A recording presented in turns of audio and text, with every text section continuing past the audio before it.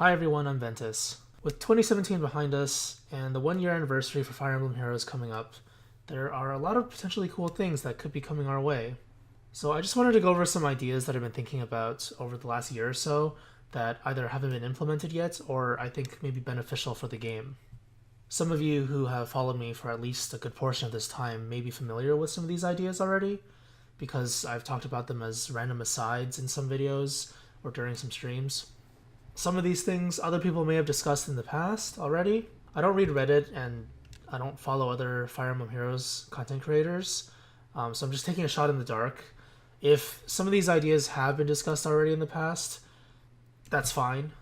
I'll just give my input on them. Also, some of the topics might also have been covered by that little survey that we got. I've been working on these ideas and trying to make a summary of it since about mid to late December, and it's taken a long time for me to actually get this out. It's really cool that some of these ideas people are already thinking about, the developers are already thinking about, and it's great because, good potential for the future. So these topics, I don't want to just discuss the topics themselves. I want to discuss potentially any reasons they haven't been implemented yet, or the repercussions of such features if there are any. And for a lot of these topics, despite them being separate sections, separate topics, they're at least going to have some kind of overlap, because the overarching idea is that this is my vision of the game. This is going to be a very long video. I'm just going to warn you right now. Wanted to release it for the new year. It's been over a week now since then, but here it is. Originally it was going to be a pretty short video, but the scope of it changed immensely. It's some kind of absolute monster now. Alright, the topics are on the screen. Some of them deal with the issues of the game, others potential future stuff. You can bear with me for the entire duration, or you can just check the timestamps below in the description to skip around for different topics. Sorry, I don't have any fancy animations or anything like that for you. It's just me talking, me rambling. If you don't like that, the door's that way. Alright, let's get started with something that's been an ongoing concern for about a half a year at least. Hero battles. So we've been getting more and more reruns in Bound Hero battles than Grand Hero battles. We're even getting some Bound Hero battle reruns. Jeez, it's pretty ridiculous. So as players, we all want nice stuff. We all want free stuff. And I really hope they do bring back more frequent new hero battles. But this may not be viable for long-term game longevity. But first, let me just share some ideas before we get deeper into it. What I want to see from Grand Hero battles is them adding variations of existing units. A while back, I thought they might be adding a class change system in the future. When I saw the slaying weapons introduced, it kind of convinced me even more, but then it turns out it was just foraging, so that kind of debated me. So now let me reintroduce that idea.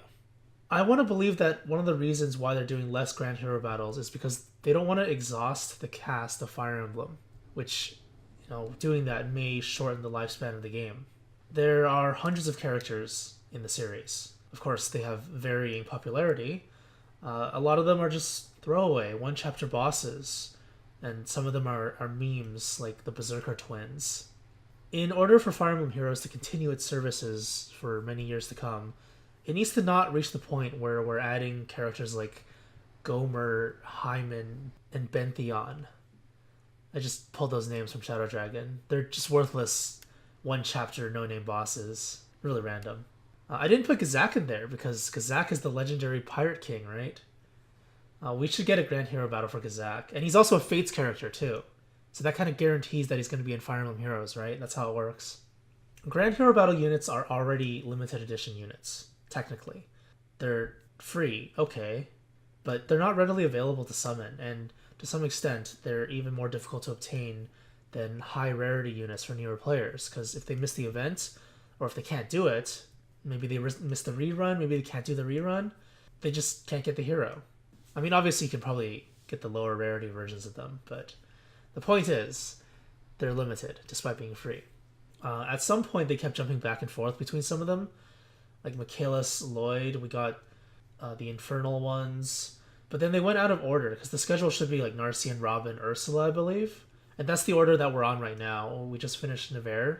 I don't remember what the next one is. So they probably didn't really know what they were going to do, and they just kind of jumped around a bit, and Eventually, we're probably going to get reruns for everything as time goes on. And I think that's probably what they're going to do. Less newer Grand Hero battles and more reruns just to keep us busy. And yeah, the reason I think is because they don't want to exhaust the cast. But if you don't want to exhaust the cast, why don't you just make Grand Hero Battle variations of existing units? Ever since Awakening, they've been pretty on board with the idea of having various worlds, alternate realities, and all that stuff. For example, they could give us a Grand Hero Battle for New Year Corrin. That's the new hero we're getting soon, right? Apparently it's free. I don't actually know. It's probably going to be like either a login reward or Tempest Trials, or I don't know what it is. But earning him through a Grand Hero Battle would be pretty interesting too. It wouldn't be the first time a Grand Hero Battle unit was featured in a story map and then released later on. I mean, this is like the older stuff. The older stuff like Narcia and Camus and whatever, Xander. So maybe it doesn't really count, doesn't exactly correlate. But, you should never really use induction as evidence. Like, just because it hasn't happened or has happened before doesn't mean it's guaranteed or not. Another example could be Bow Knight, Niles. We only have one Bow Knight in the game, that's Lyn. Niles, one of his class changes in Fates is Bow Knight. Why not have that? The alternate version of Niles who betrays his lord, or something like that. You can make up some stupid lore aspect of it. Or you can just, say he's training or having fun or something. Or Veronica summoned him, contract and all that. I don't know. Jeez, Fire Emblem Heroes story. You can take it a step further even. Anniversary Lucina. We can never have too many variations of Lucina, right? Give us a Grand Hero Battle version of Lucina to commemorate the 1-year anniversary of the game. And have it be anniversary themed. I know some people may not appreciate having to work for units, especially since they may not be able to clear the maps, but we need to really get rid of that entitled attitude. We really should be working for the stuff in the game because they don't technically have to give out anything. But then again, we don't have to play the game also, so you can argue anything. But if they wanted to be nice, they can give us Anniversary Lucina as a 4-star unit when you clear hard mode. And then if you do Lunatic or Infernal, you get the 5-star versions. The point is to get you, as players, to play the game. As for reruns, I'm not against them, but I think they're nice to have. It's just that we're not really getting enough new content. Just consider how stale most of the content in the game is now. Doing reruns is definitely not helping that.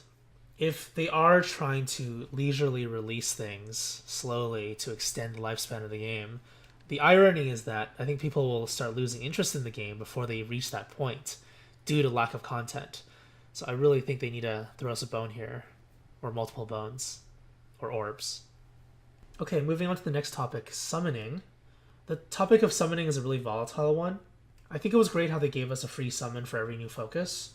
It gave us a chance to bypass that 5 orb initial cost and summon with a reduced cost for every subsequent pull.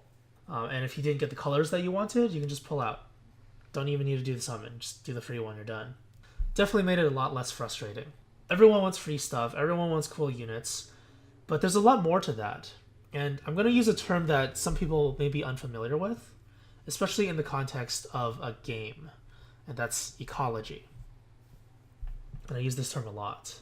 The word ecology just means the relationship and interactions within an environment and how they affect one another. In this case, aspects of the game. In a real-world example, let's say some kind of disease spreads in an ecosystem and then one of the main predators ends up going extinct. Very extreme example. Then the prey of that predator will start to flourish instead and become more dominant in that ecosystem. Essentially, that's what it is. So in this game, in Fire Emblem Heroes, let's say they increase the might of Dire Thunder from 9 to 10. It's a small buff, but it's a buff regardless. Then red units will lose some power as a result. For a non-stat-based example, when they change the appearance rate of 3 and 4-star units around when you do the summons, they indirectly increased the orb to feather ratio, because if you pull more 4-star units, then technically you're getting more feathers because they're worth more when you send them home. And also, to some extent, this lowered the value of feathers gained from other sources like quests.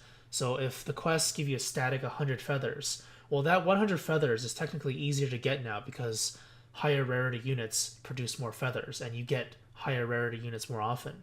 And furthermore, The average time it takes for you to promote your units was lowered as well, because you do summons quite frequently, given how many orbs are tossed out from quests and logins and stuff like that. So units that are normally unavailable at 5 stars will become more common now. And the list goes on. You can just keep going on and on and on about ecological effects. Fire Emblem Heroes mimics the actual Fire Emblem games quite closely. Most Lord units use swords, and there are also a bunch of other sword units around every corner. Most horses and Pegasus units use lances, and axes are an uncommon weapon type. They're thought of as the villain weapon, and they're really underrepresented by most player characters, except as an alternate weapon gained from class changing. As a result, in Fire Emblem Heroes, there's a ridiculous amount of red units and less of the other stuff. They try to offset this by releasing more limited edition heroes in non-red colors. You can check the hero list. A majority of the limited edition heroes are not red. I mean the ones that are seasonal, that you summon from the summon tab, like the New Year stuff, the Christmas stuff. So it's not like they're unaware of this, but the problem is limited edition heroes are exactly that. They're limited. So after they're gone, the color balance continues to be disjointed and nothing gets fixed. Now, if they continue adding more red units into the game, the ecological effect of this is pretty severe. It'll make it more difficult to pull units of other colors. When you open up a summoning session, it's going to show more red nodes than anything else. And then among the red units, due to the oversaturation of how many units there are in the pool, it makes it more difficult to pull new ones. To make matters worse, red also has a ton of pity breakers when summoning new units. So let's say you're trying to pull Camilla, New Year Camilla, the newest one. There are a bunch of units that are available at 5 stars, like Sita, Agma, Seliph, and you probably don't want these units. But if you get them, that pity working towards pulling your Camilla, it's gone, and you have to start at 3% again. Even some of the newer coveted units, for example, Celica. She's not even that new anymore, is she? What's even more new than Celica? They haven't been releasing... Oh, okay, Mia. There we go. Let's go with Mia then. Mia and Ira. They're not bad units. You probably still want them because they're really cool, but you're not exactly pulling for them, right? You're pulling for Camilla. So if you get them instead of Camilla, your pity will still break the same. And this pattern will continue until they change up several things. One possible solution will be to raise the focus unit percentage while lowering the existing 5-star percentage. I mean, this is the focus, right? You're pulling from that color because you want the focus unit, generally speaking.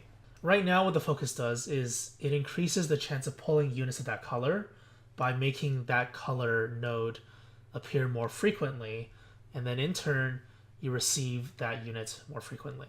But with the color imbalance at the moment, most of that effect seems pretty negligible. An alternate approach would be to change how the pity works. So instead of gaining 0.25 for both focus and 5-star rarity categories, just increase the focus rate by 0.5 and leave the other one at 3% forever.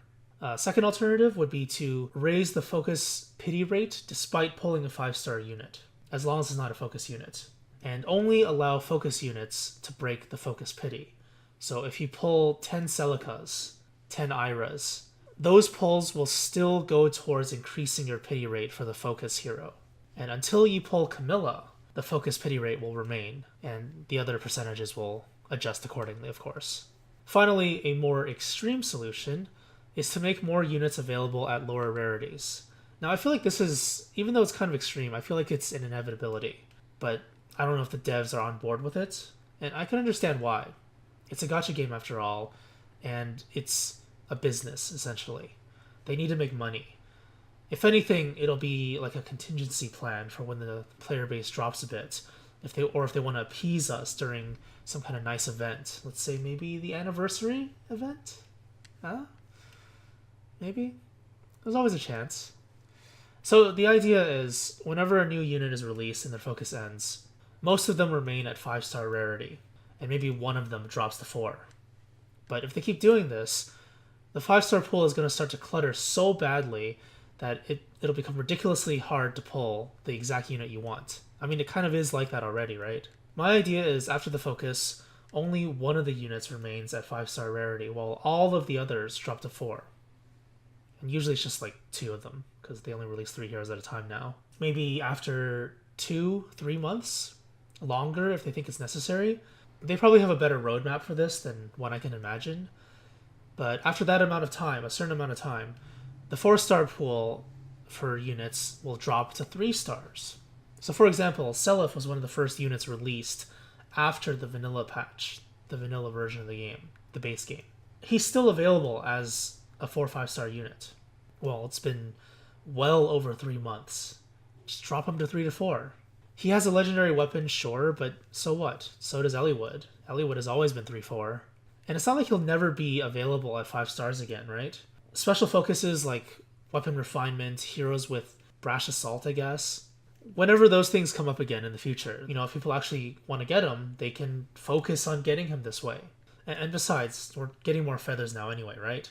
If you really like Seliph, then by all means, invest your feathers into him with the bundles and bundles of feathers that we get. This is overall more reliable than RNG pulling, and it doesn't harm other players who don't want him. Once a unit is dropped to 3 to 4-star rarity, these units can essentially be thought of as being out of the way. Not only does this make it less frustrating for existing players to summon units they want, but it gives newer players a chance to catch up faster and pull the units they want more frequently as well. But then again, we need to consider the ecological effects. I'll get into that with my next topic, but I just want to add one more aside to the summoning topic. We need more summoning introduction videos. Everyone loves summoning Robin and then getting that crazy animation, but he's only 3 stars, right? Well, I think we actually need this for rare or limited edition heroes. It's not like they require crazy amounts of resources for this stuff. It's just more exciting and visually appealing for us, and all they do is have a picture moving around with camera angles and shiny effects. So for new units, maybe like 1 unit in every focus, you can have this animation play. The next major topic is currency. Right now we have many types of currency that is just overwhelming. And there are also other types of currency we don't have enough of or just can't use. Obviously, orbs are the primary currency in the game. We get them quite frequently, so I don't really want to complain about it. They do need a way to make money, right? But I do welcome the idea of getting more orbs. Now, I'll talk about this more closely when I get into the game mode section, and a little bit more in this section as well. Let's just start off by talking about other things first. First one, just get this out of the way, it's going to be really quick. Blessings. Horrible idea. Horrible idea. Especially since only Fjorm is free. Gunther wasn't free yet. I don't know if she will be. Essentially, the system is gated behind RNG and limited edition pulls. Even if it's an 8% chance for the legendary banners. It's really stupid. The way the bonuses work, it's also pretty horrible. You need to use the legendary hero and another unit who's blessed to gain bonuses. Now I can see the system being good in a very long time, maybe 2-3 years later, once everyone can actually use the system, once more legendary heroes are introduced for more diverse team options. But right now, it's in such a horrible state. It's one of the most useless things they added, and they could have focused their time and effort into something else for sure. Okay, real topics. Refining stones, sacred coins, these are the big ones right now. Right now, the only way to get them outside of limited edition quests and events is through Arena. But there's a horrible imbalance here. If you check the Arena rewards, regular Arena rewards, the amount of refining stones and sacred coins you get for reaching the max amount of points is the same as merely participating in Arena. It's pretty absurd. At least in Arena Assault, the amount of currency you get increases with your rank, and I really think they need to address this. But that's not all. Monthly quests and daily quests. We need a way to get refining stones here, too. January came along, and I was expecting some trashy crystal quests to get replaced with refining stones and sacred coins. Nope. Didn't do it. And this could be that whole preserving the lifespan of the game thing. They don't want to give us everything really quickly or frequently. But the way they're approaching it right now is just horrendous. A way to fix this would be to allow us to obtain refining stones when clearing Arena, as well as bonus stones if we clear a map without losing a unit. So let's say for every dueling sword you use, you get 1 stone. That's 3 stones per day, and then if you clear all 3 of them without losing a unit, you get 1 bonus stone. That's 4 stones per day. After 1 month, that's 120 stones. Now that might be a bit too much, if you think about it, even though it's like 1 per match. So maybe if you want to reduce it, you can make it like 1 per day, and then 1 bonus if you don't lose a single unit that day. It's still 60 if you do that per month. The point is, they need to make this currency readily available for us through standard means, not limited means. This gives us a way to upgrade weapons once per month just by doing this. It also gives us an incentive to participate in Arena every single day. Right now, my second account, because all I do is log in and do events, it has way too many refining stones and coins, but not enough badges. Main account, too many badges, not enough stones and coins. It's kind of ridiculous like that. But yeah, the next topic to discuss is badges. Training Tower is the only way to get badges at the moment, and it really feels like a chore to do, especially when they added the Warriors maps again. But those aren't going to be around forever, so it doesn't really matter as much. It's not that bad. But the point is, they should have realized that the Warriors maps would be favored over Training Tower for its duration. They could have made it so the Warriors maps gave badges, just like Training Tower, after you finish the first clear. This would give players who have cleared it more incentive to use those maps. I mean, not that they really need an incentive to use them, because the maps are so ridiculously good.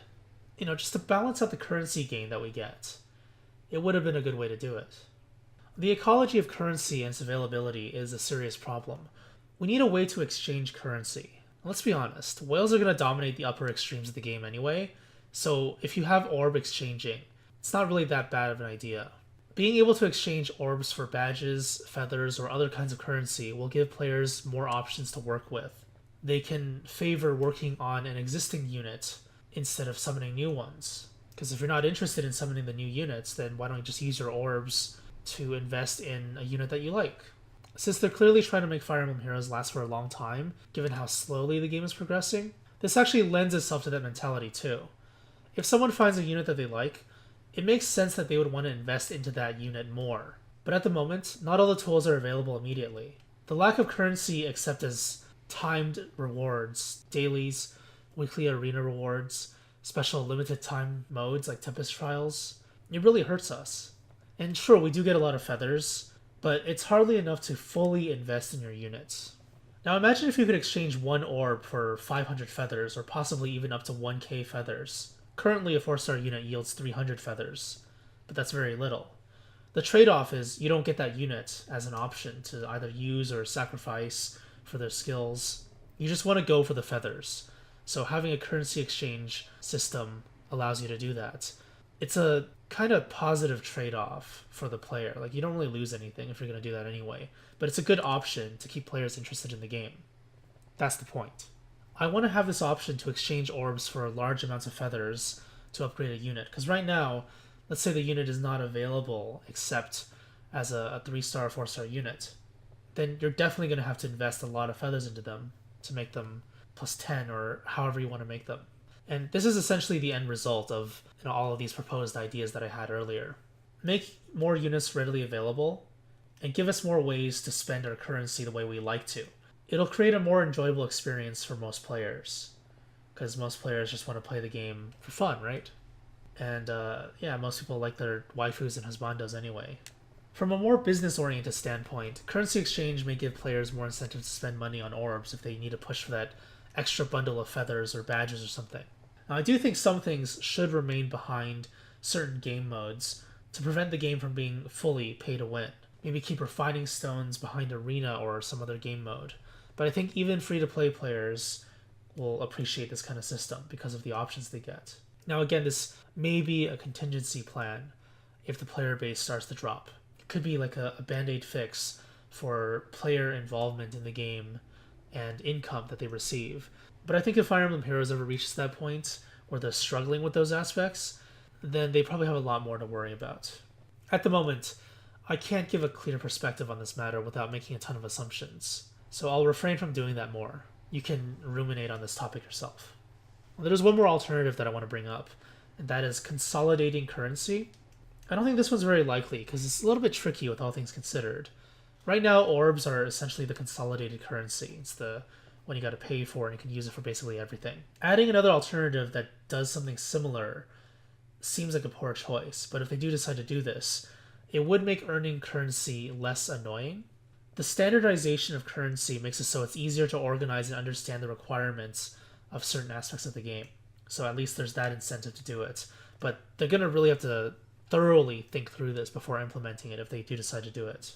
Alright, now let's tie in both of the previous sections a little bit and talk about skills. As time goes on, we get more and more skills. And a lot of these skills are gated behind rare or limited edition heroes, so you either need to get lucky or will like crazy to obtain them. But the new ones aside, there are still older skills that are still fairly exclusive. Skills like Quick Riposte, Life and Death, Fortress Res, and several others. Some weapons also fall into this category. Most tomes are like this, especially blue and green wolf tomes. They're only available in certain units and some Grand Hero Battle exclusive ones. Killer weapons and slaying weapons. There's no unit in the game that you can just instantly pull as a 5-star that gives killing edge. There's one slaying edge, and that's it. So feathers are required for that, and the list goes on. So leading in from the previous topic, if more units have their rarity lowered, there's a good chance that some of them will learn skills like Quick Riposte and Life and Death at 4 stars. For example, Leo can learn Quick Riposte 3, since Camilla already has Savage Blow 3. Jafar, Life and Death 3, because others have Threat and Speed 3. By giving us these skills at lower rarities, the game will become overall more accessible for players. There's less of a reliance on spam pulling. Now, even though it's all random, pulling more frequently will increase the chance of you getting what you want. I still think skills like Distant Counter, Steady Breath, and other similar ones should be gated behind the rarest units only.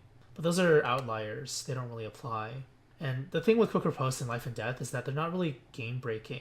Quick Riposte is situationally useful in an already competitive slot with lots of strong skills and options. Life and Death is just stat manipulation.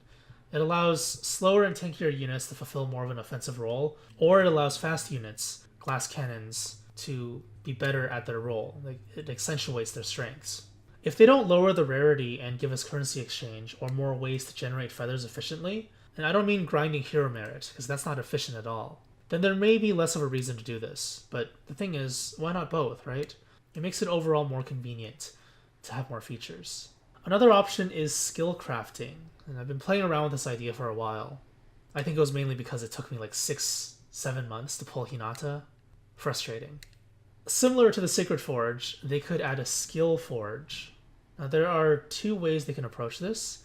Same as the Sacred Forge, you unlock a bunch of them by default and then slowly add more over time after initially making them available only through limited means. Or you can reward the player for clearing maps. Or both. Again, both is good, right? More options. Quests and map clears could drop a blueprint for a skill, and those skills will require currency like feathers or badges or something else to unlock. One of the reasons we need a feature like this is, again, ecology. Mobility creep is a problem. As more cavalry and flying units get introduced, skills like reposition are becoming essential, otherwise you're going to have a really bad time. Armor march and teleporting skills, they're everywhere now. We need a way to craft mobility assists. Right now, if you want reposition, you need to pull Barst or Selena. Those are the easiest ones to pull. Drawback is Nino, Sully, and a few others. These are basically essential skills now. When was the last time you said, I don't need to have an assist on my character, that's okay. It's basically never, right? You always want to have those assists, at least on several units. Nowadays, we rarely invest into a unit that we want to use unless it's equipped with some kind of mobility ability. It's just not very viable to not have them. So for skill crafting, reposition, drawback, swap, pivot, shove, smite, they should be available by default. And similar to the Seal Forge, maybe skills like Hone and Spur in case you want to put buffs on your team. These are really easy picks for default skills. So let's say you have the reposition blueprint unlocked. You have enough currency to pay for it. Well, then you can use the skill forge to craft a skill scroll. Then use the skill scroll to give a unit reposition. It'll be the only skill they inherit, and of course they also need to learn it by using SP, just like skill inheritance. But this removes the need to pull a unit based on RNG, and then to sack that unit. Definitely more convenient, and definitely makes more sense for the current state of the game. As for skills that have prereqs, there are several approaches. Only craft level 3 skills, since most players are going to be using these anyway. So you'd still have to give the unit the level 1 and 2 skill through skill inheritance. But then once you reach level 2, you can give them a level 3 scroll, and then that's it. Or you can have level 1 scrolls be available and pay feathers to rank up the scrolls. So the level 1 scroll, you craft it, and then you pay feathers, it becomes a level 2 scroll. Pay feathers again, level 3 scroll, something like that. So for example, this may not be exactly how it works, just an example, just a thought. Let's say you want Fury. The prereq could be 500 feathers and 50 badges for Fury 1. If you want Fury 2, you need 1,000 feathers, 100 badges, and a unit, either Jagan or Barter at 3-star rarity. If you don't have those heroes, you can pay an additional 1k feathers instead. For Fury 3, you can't just pay feathers anymore. 2k feathers, 200 badges, either Jagan or Barter at 4-star rarity. This will reduce the total cost of obtaining skills by a significant amount. You don't have to pull Hinata, and you don't have to spend 20k feathers to promote a unit for Fury 3. Again, rough estimates, rough numbers, examples. Something to that effect. Now furthermore, having this feature could give them an excuse to run events with it too. Limited time crafting could be a thing. Maybe add an orb or two into the recipe, and you may be able to craft a rare skill that's not readily available in the forge. Or you can have limited time discounts. So half off feathers for crafting Fury for 1 weekend. Dynamic options, right?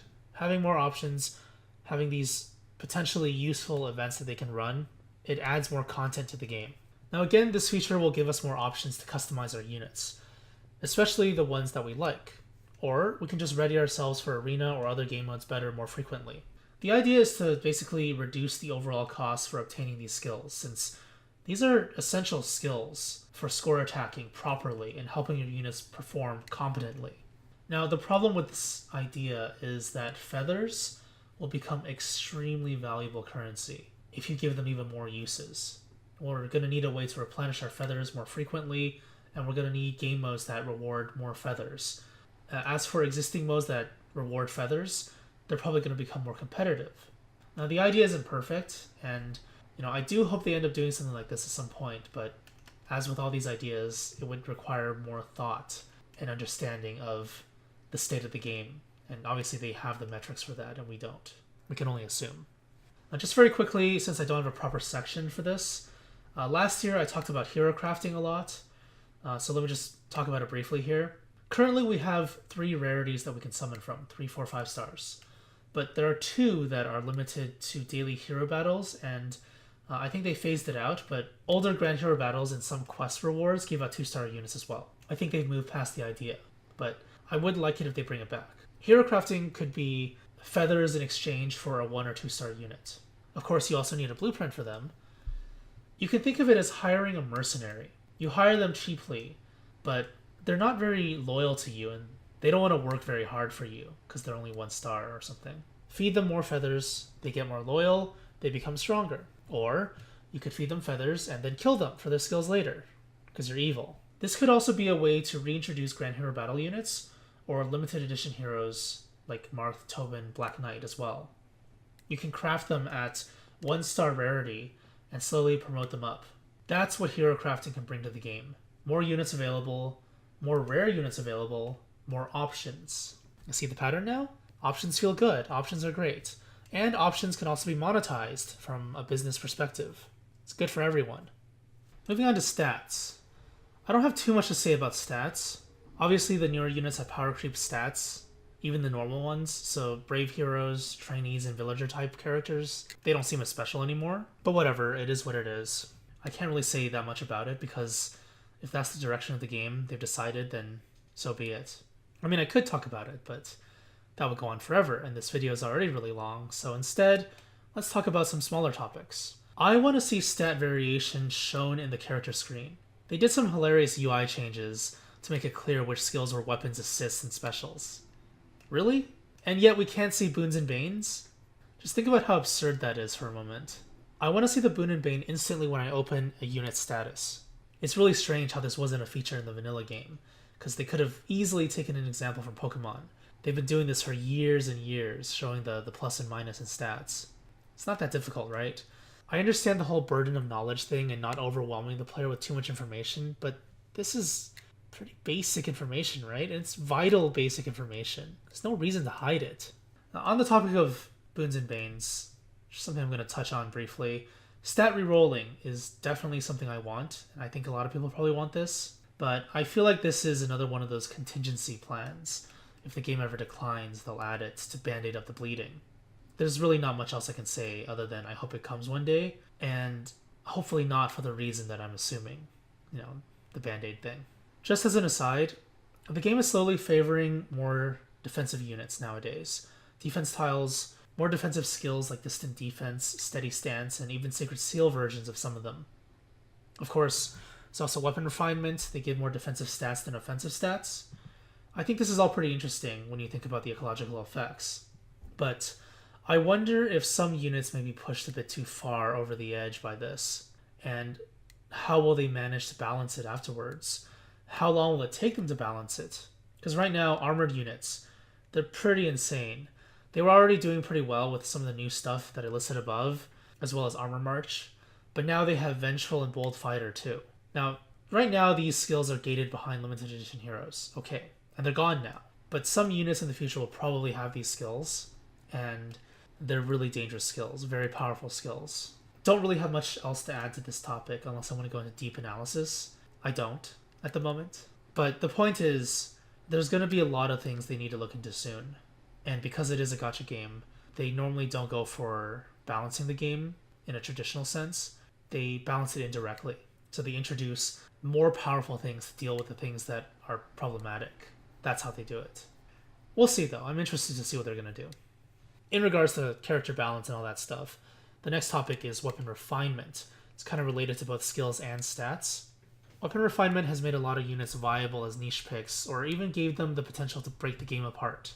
But there are some weapons and skills the game needs to add to give more power to certain units and to give more options to certain units. The first one I want to talk about is dual weapons and triangle reversal. I want to believe this is an inevitability, but it may not function well within Fire Emblem Heroes. Fates had a series of weapons called dual weapons. They were essentially gem weapons, like ruby, sapphire, emerald weapons, but they reversed the weapon triangle as well. So, dual katana, instead of having an advantage over greens, they have weapon advantage over blues, and that advantage is doubled. Dual naginata is a lance against greens, dual club, axe against reds, dual yumi for bows. Bows were part of the weapon triangle in Fates, they were green. Dual shuriken for daggers. Shurikens were blue in Fates. And then the tome version, tomes were red, is called Calamity Gate. They did the same thing. So these are some pretty interesting options, and I think they can add some really interesting dynamics to Fire Emblem Heroes as well. So for example, if a unit uses a dual katana with Axebreaker, since Axebreaker can only be used by red and green units, this creates a really interesting scenario. The unit gains 40% weapon advantage versus lances, and minus 40% against axes, but the axe units can't double while getting doubled in return. Now, it may not be that significant because a 40% decrease in damage and increase in damage for the enemy is very significant. So even if you double them, it's going to be like no damage. But it prevents them from doubling you, so it may prevent lethal. It's pretty broken stuff, but very interesting. I really want to see how they handle this. Right now, the closest thing we have is Cancel Affinity, but it's not really the same thing, since it relies on the enemy using triangle boosting skills to work. If they did add dual weapons and triangle reversal, imagine Feeeh walking up to Reinhardt, taking little to no damage, and then smacking him around and killing him. It's pretty funny stuff.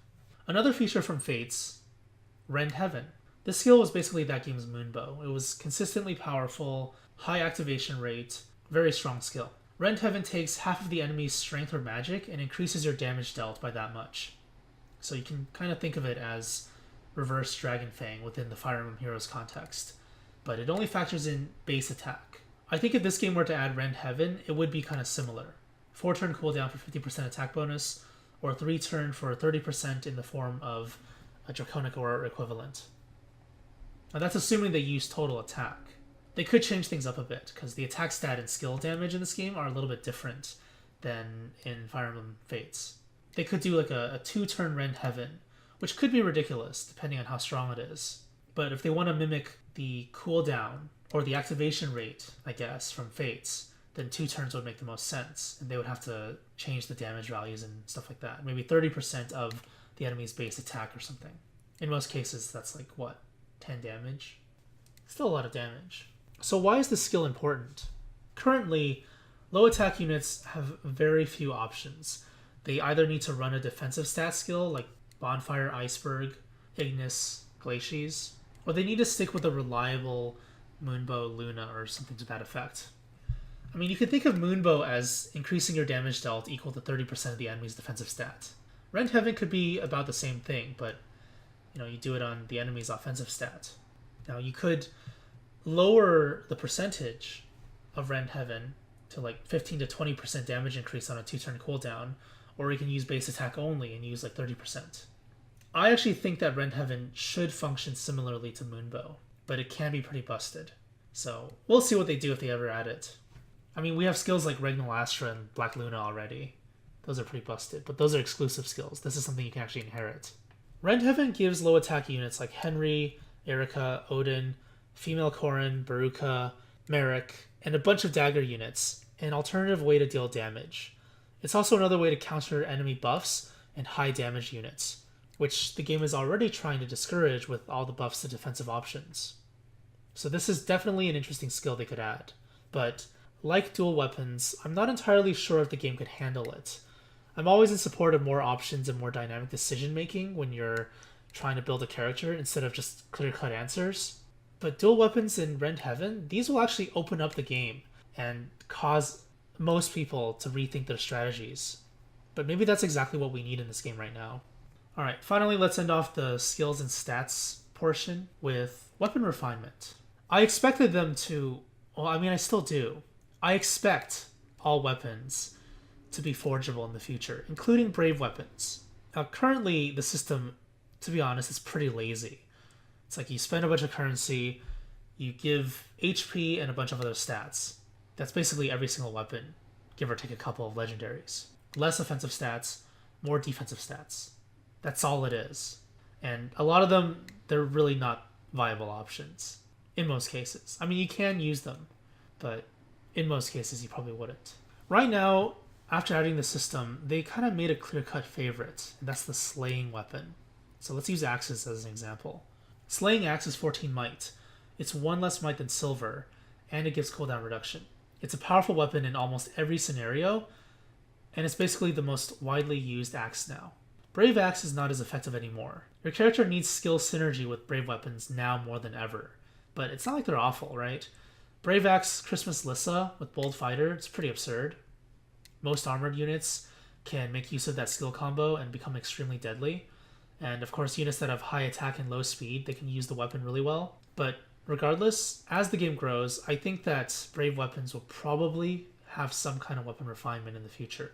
Even if it's like +1 might and a small reduction to the speed penalty. Because I'm pretty sure that they're going to add more refining options in the future, because it seems pretty bare bones at the moment. The Fire Emblem Heroes version of Brave Axe is the one from Fates. It only works when you initiate combat, as opposed to older games where the Brave attack always goes off. Just think about that for a second. I don't think they're going to do that. That might be kind of broken, though.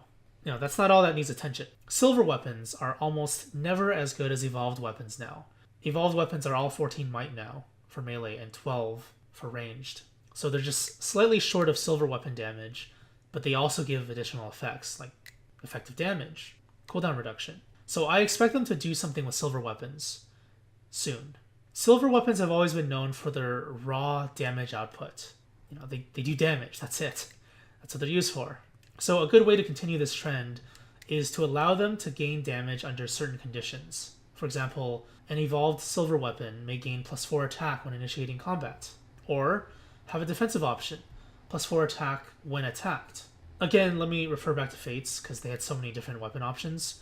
Venge weapons in Fates gave you bonus might on your weapon when you counterattack. Silver weapons could be something like that. Another alternative is to let it evolve into fire sweep weapons. Fire sweep weapons are obviously really strong. They have the same might as silver weapons. Huh? Hint, hint? Does that mean something? I don't know. But they disable counterattacks from both units, including the user. If silver weapons could change into fire sweep weapons, this could give people more of an incentive to differentiate from using slaying weapons. Many fast glass cannons love this style of weapon. Currently it's available for lances, and newly available for swords, but there's no representation for other weapon types yet. It would be a good way to balance out weapon options if they did add this. Alright, let's talk about legendary weapons. I feel like this is probably an inevitability too. Many legendary weapons have been left out to dry. All 3 Asker trio weapons, Sieglinde, Brynhildr, Parthia, I feel like these ones especially got left in the dark, and others as well. I just want to talk about these ones specifically because I picked them out. I like to divide legendary weapons into 2 categories, first and second generation. The first generation of legendary weapons grant a level 2 skill. Durandal is Death Blow 2. Yato is Darting Blow 2. Fensalir is Threat and Attack 2. Ekisox, Threat and Defense 2, and so on. Most older units have these kinds of legendaries, although there are some exceptions like Falchion and Distant Counter Weapons and a couple others. Gen 2 legendaries grant 2 skills, sometimes even level 3 skills or unique skills. Blazing Durandal is Attack plus 3 and Heavy Blade 3. Iris Blade, Speed plus 3, Flashing Blade. Valflame, Attack and Res Play 2. Originally, these weapons were like choose your legend. Oh wow, these crazy units have crazy weapons. But eventually, more normal units started getting these kinds of weapons as well, as were really similar to them. Now there is an intermediate type of legendary that sits between Gen 1 and Gen 2 weapons. Weapons like Noe's Grimoire. It's a unique skill that doesn't have an equivalent at the moment. The HP threshold makes it seem like a level 2 skill, because if you compare it to flyer formation, it's very similar, but this applies to all units, not just flyers. Sigbert's Dark Greatsword, Swift Sparrow 3. So it's only 1 skill, but it's a max level skill, and there's a couple others as well. It's both interesting and kind of weird that there's so much variation between legendaries, because you would assume that they want to standardize it.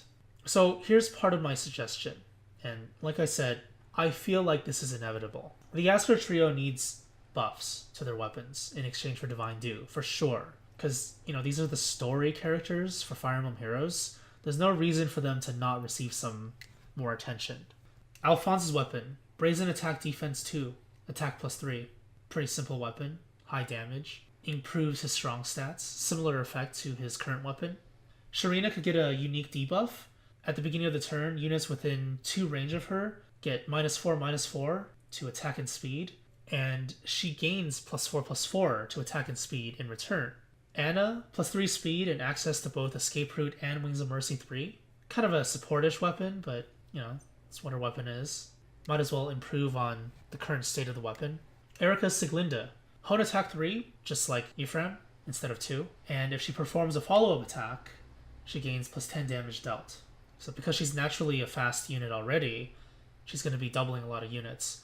If she does double, she deals bonus damage. This is kind of giving her a similar gimmick to Ephraim. Ephraim is a slow unit, but if he's strong enough in terms of health, he does a follow-up attack. Or he can just give Sieglinde the Wodao effect. That works too. Leo's Brynhildr. Same effect, the gravity effect, plus Ice Mirror. Whenever he's attacked by magic, when he retaliates from that attack, he deals 30% of that damage taken back. Similar to his weapon in Fates. Anti-mage weapon. Parthia, I like to call this one Pawthia, as in like cat paws, because kitty paddle. Res plus 3, effective damage against magic. So right now George is like super average in everything. He doesn't excel at anything really, and his weapon is pretty mediocre. This gives him a niche in being an anti-mage. Now, the reason why I left out some weapons is because, well, one of the reasons is because I don't want to talk about them. The other one is because I feel like they might be adding branched evolution to weapons. Fire Emblem has been known for a very long time to give you many options, whether it's class changing, builds, whatever it is. And this feature should be no exception for weapons in this game. Corrin's Yato has several branched evolutions in Fates, based on in-game paths. You're probably thinking by now, oh, you're making a lot of references to Fates. Well, the reason is because they actually did a really good job balancing that game and adding interesting gameplay in general.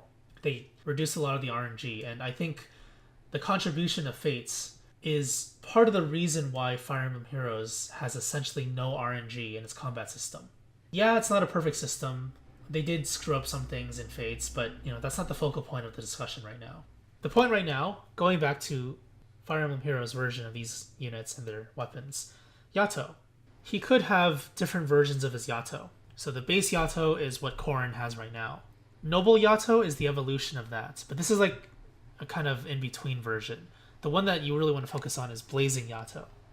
It kind of sounds like Blazing Durandal. This is his birthright weapon. His conquest weapon is called Shadow Yato. Blazing Yato is a more offensive Yato. Shadow Yato is a more defensive Yato. Omega Yato is everything. It's like the ultimate one. It's the Revelation branch version of his weapon. But it doesn't necessarily have to be the most powerful in this game. I mean, we don't really care about actual Fire Emblem lore in Fire Emblem Heroes. Having 3 different Yatos, offense, defense, and then a special version, gives you a chance to build and specialize Corrin however you want. Because right now his stats are really bland and boring. They're balanced, doesn't really do anything that well. He's somewhat tanky, but that's about it. So if you want to make him tankier, go with the defensive one. If you want to make him deal more damage, go with the offensive one. And then Omega Yato could be like a special version of it or something. Maybe he deals magic damage or something. I think this feature could also apply to other weapons as well. Why is it that Sigbert's weapon only grants Swift Sparrow 3? It's better than a Gen 1 weapon, but it's not as good as a Gen 2 weapon. My guess is that if they do add branching evolution, these kinds of weapons will end up evolving. It may not be like a straight upgrade, it could be like a side grade, like Corrin's examples, but it may be beneficial too. So for Dark Greatsword, allow it to evolve into Divine Siegfried. It's kind of like inheriting his weapon from his father. He'll gain access to one variation of the weapon, and since both Sigbert and Xander have this weapon, Xander's Siegfried should also evolve. So you have branching evolution from different units branching towards a similar weapon. Now, just like the Yato example, you should be able to build this weapon the way you want to. The base skill of Siegfried is Distant Counter, so Divine Siegfried should be a combination of that and something else. It can be Swift Sparrow. You could have both player and enemy phase power like that.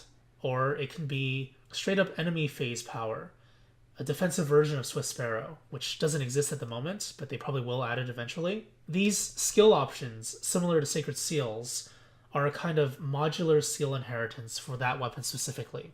It takes the trait of their existing weapon, and it gives you several options that fits the character and the build that you want for the character. Who's to say you can't run Life and Death Xander with Swift Sparrow, Divine Siegfried? Sounds like a fun build. Branched evolution weapons should allow this kind of option. Now currently, Legendaries only give you one option for a unique skill, while others are just stats. So it's not like they're not doing this at the moment. They kind of are, but it just doesn't feel very good at the moment. The stats are definitely not weak. It's the skill that makes the weapon unique and interesting. And I think that's the best direction to go in for legendary weapons. If you just want raw stats, there are plenty of weapons out there, like Wodao, slaying weapons, armor smasher, and so on, that you can use just for raw stats and their bonus effect. But legendary weapons really should have more unique effects to make them more interesting. I mean, as long as you offset it with little to no bonus stats. So if you give it Swift Sparrow, you don't get HP bonuses or anything. That's kind of like what they're doing right now. I think they're pretty comfortable with this idea already. Now, of course, I'm just playing around with ideas. Balancing weapons and skills is something that takes a lot of time to get right. And assuming they even want to do that, you know, this could be one of the directions they go in. Alright, let's get into the good stuff now. Let's talk about game modes and ways to play the game. Starting off with some quality of life changes before getting into the crazier stuff. Assault map changes. So Squad Assault, Arena Assault, Chain Challenge, those kinds of maps. Possibly even Tempest Trials. Let us back out of the game mode without forfeiting. Give us an option similar to the resume function when you lock your phone or close your game. What if I want to participate in Voting Gauntlet? Or I want to push to finish an arena or a quest before time runs out, before the day rolls over or something. I could just surrender, but that'd be a waste of stamina. It's not really major, but to be honest, it's just a really nice feature to have. Leveling up and quest announcements? I don't know why these things are just so intrusive to the game. So for example, if I'm doing an auto battle of a map and then a unit levels up, well, the map just stops. Because, let's look at their stats. Stare at their stats because they're so important. In between maps, in between Tempest Trials maps, the day rolls over, we get our daily quests again, and then every time you clear a map, you get a bunch of quest pop-ups. Why? Why do we need to tap to confirm this stuff, and why does it block us from doing things? I mean, I'm actually not 100% sure if there's a way to skip this at the moment. I've tried looking through the menu. I didn't see anything. I could just be mistaken. This might already be in the game. But if it isn't in the game, please add it. One final thing, Voting Gauntlet quests. This one is so ridiculous. I always talk about this every single time there's a voting gauntlet. There's a voting gauntlet quest that makes you do 10 arena battles, 10 arena wins in 2 days. Voting gauntlet only lasts for 2 days per round, and you only get 6 arena matches technically during that time. So you need to spend your crests to finish that quest, which I guess maybe they want you to do that, but it's still really stupid. Why not just make it 5? If you participate in an arena 5 times out of 6, you win 5 out of 6, then you finish the quest. It's just so tedious right now, and it's not like you do earn the battle flags or whatever, but it's just like a needlessly frustrating feature that they have in the game that they shouldn't have in the game. Just allow us to finish our quests very casually, and then we move on. Not that difficult. Now, on the topic of quests, this topic's going to be a little bit longer. Quests and challenges. Since the beginning of the game, I've wanted them to add dailies. They did, but they're pretty underwhelming. Most of the time, the rewards are crystals. Yay, crystals, right? I mean, it's not horrible, but they're just so underwhelming. Sure, it's an easy level 20 for when you want to quickly promote a unit, but it just doesn't feel that great to get them. And I actually expect this to change soon. Maybe when the 1-year anniversary rolls around, we'll get a quest revamp with it. I'm hopeful, but not convinced. Give us sacred coins, refining stones, feathers, and possibly orbs. Orbs especially, because right now they're primarily obtained through login bonuses and event maps, but those are timed. And, I don't think they're ever going to plan on stopping the flow of orbs through these methods, but it feels unnatural, even though it's been the pattern since forever. But, induction is not reliable and all that. We need a natural way to produce orbs outside of Arena, because Arena is the only one that's just always there and gives orbs. Nothing else is like that, except, I guess, weekend logins and weekend dailies. I guess those are there, but we need more ways to generate orbs. There needs to be a way to not only provide currency, but also to give players an engaging way to enjoy the game. So my first suggestion is daily quest selection. When you log into the game, and probably there's like a new quest tab somewhere, you can select your quests from a list of randomly generated ones. 3 per day, 1 kill quest, 1 map clear quest, and 1 game mode based quest. Right now it's kind of like that already. We have 2 kill quests and 1 game mode quest for Arena. And then if you count Arena Assault, you have 3 map clear quests. But I want options. I mean, that's the pattern, right? Options and less frustration, and options and options and options. Doing each quest gives you a specific reward listed by the quest. Doing all 3 of them gives you 1 orb. Something to that effect is what I'm trying to go for. So you have an incentive to complete all the quests to get the orb. And then while you're doing those 3 quests, you also get their rewards. The problem is that the game doesn't really offer that many types of playstyles. You just kind of kill units. That's it, right?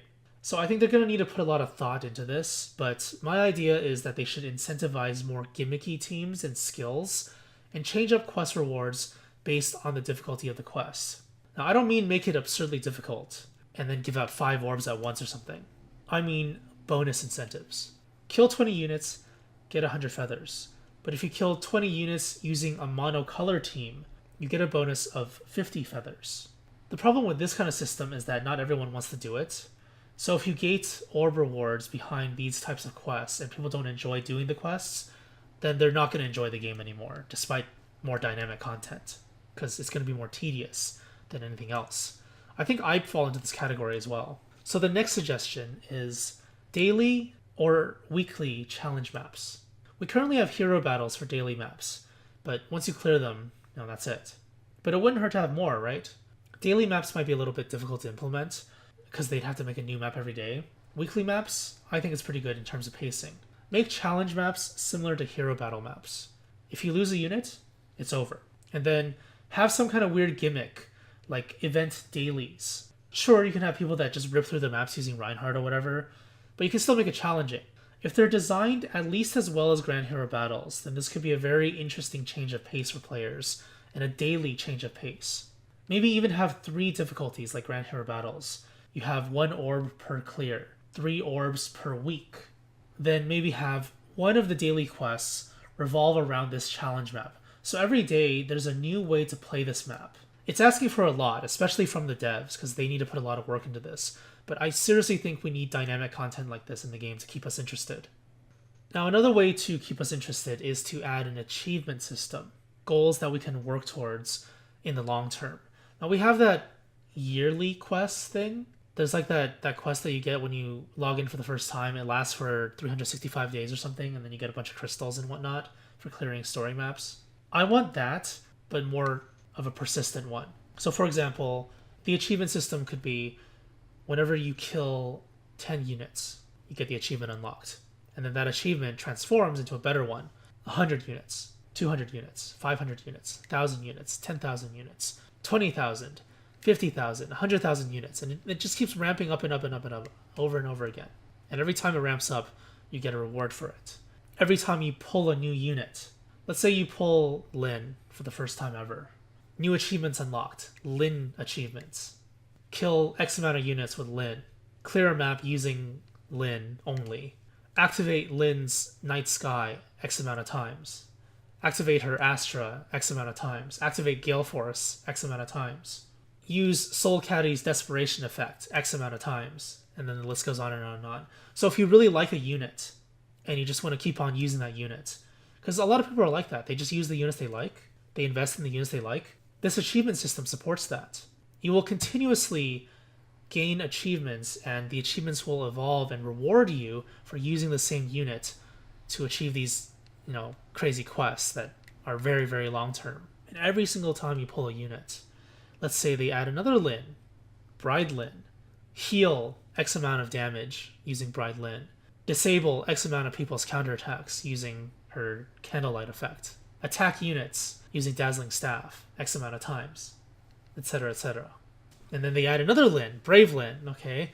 Mow down 1 billion people using Brave Lin. Oh, well, I can do that in 1 week, because that's what Brave Lin does.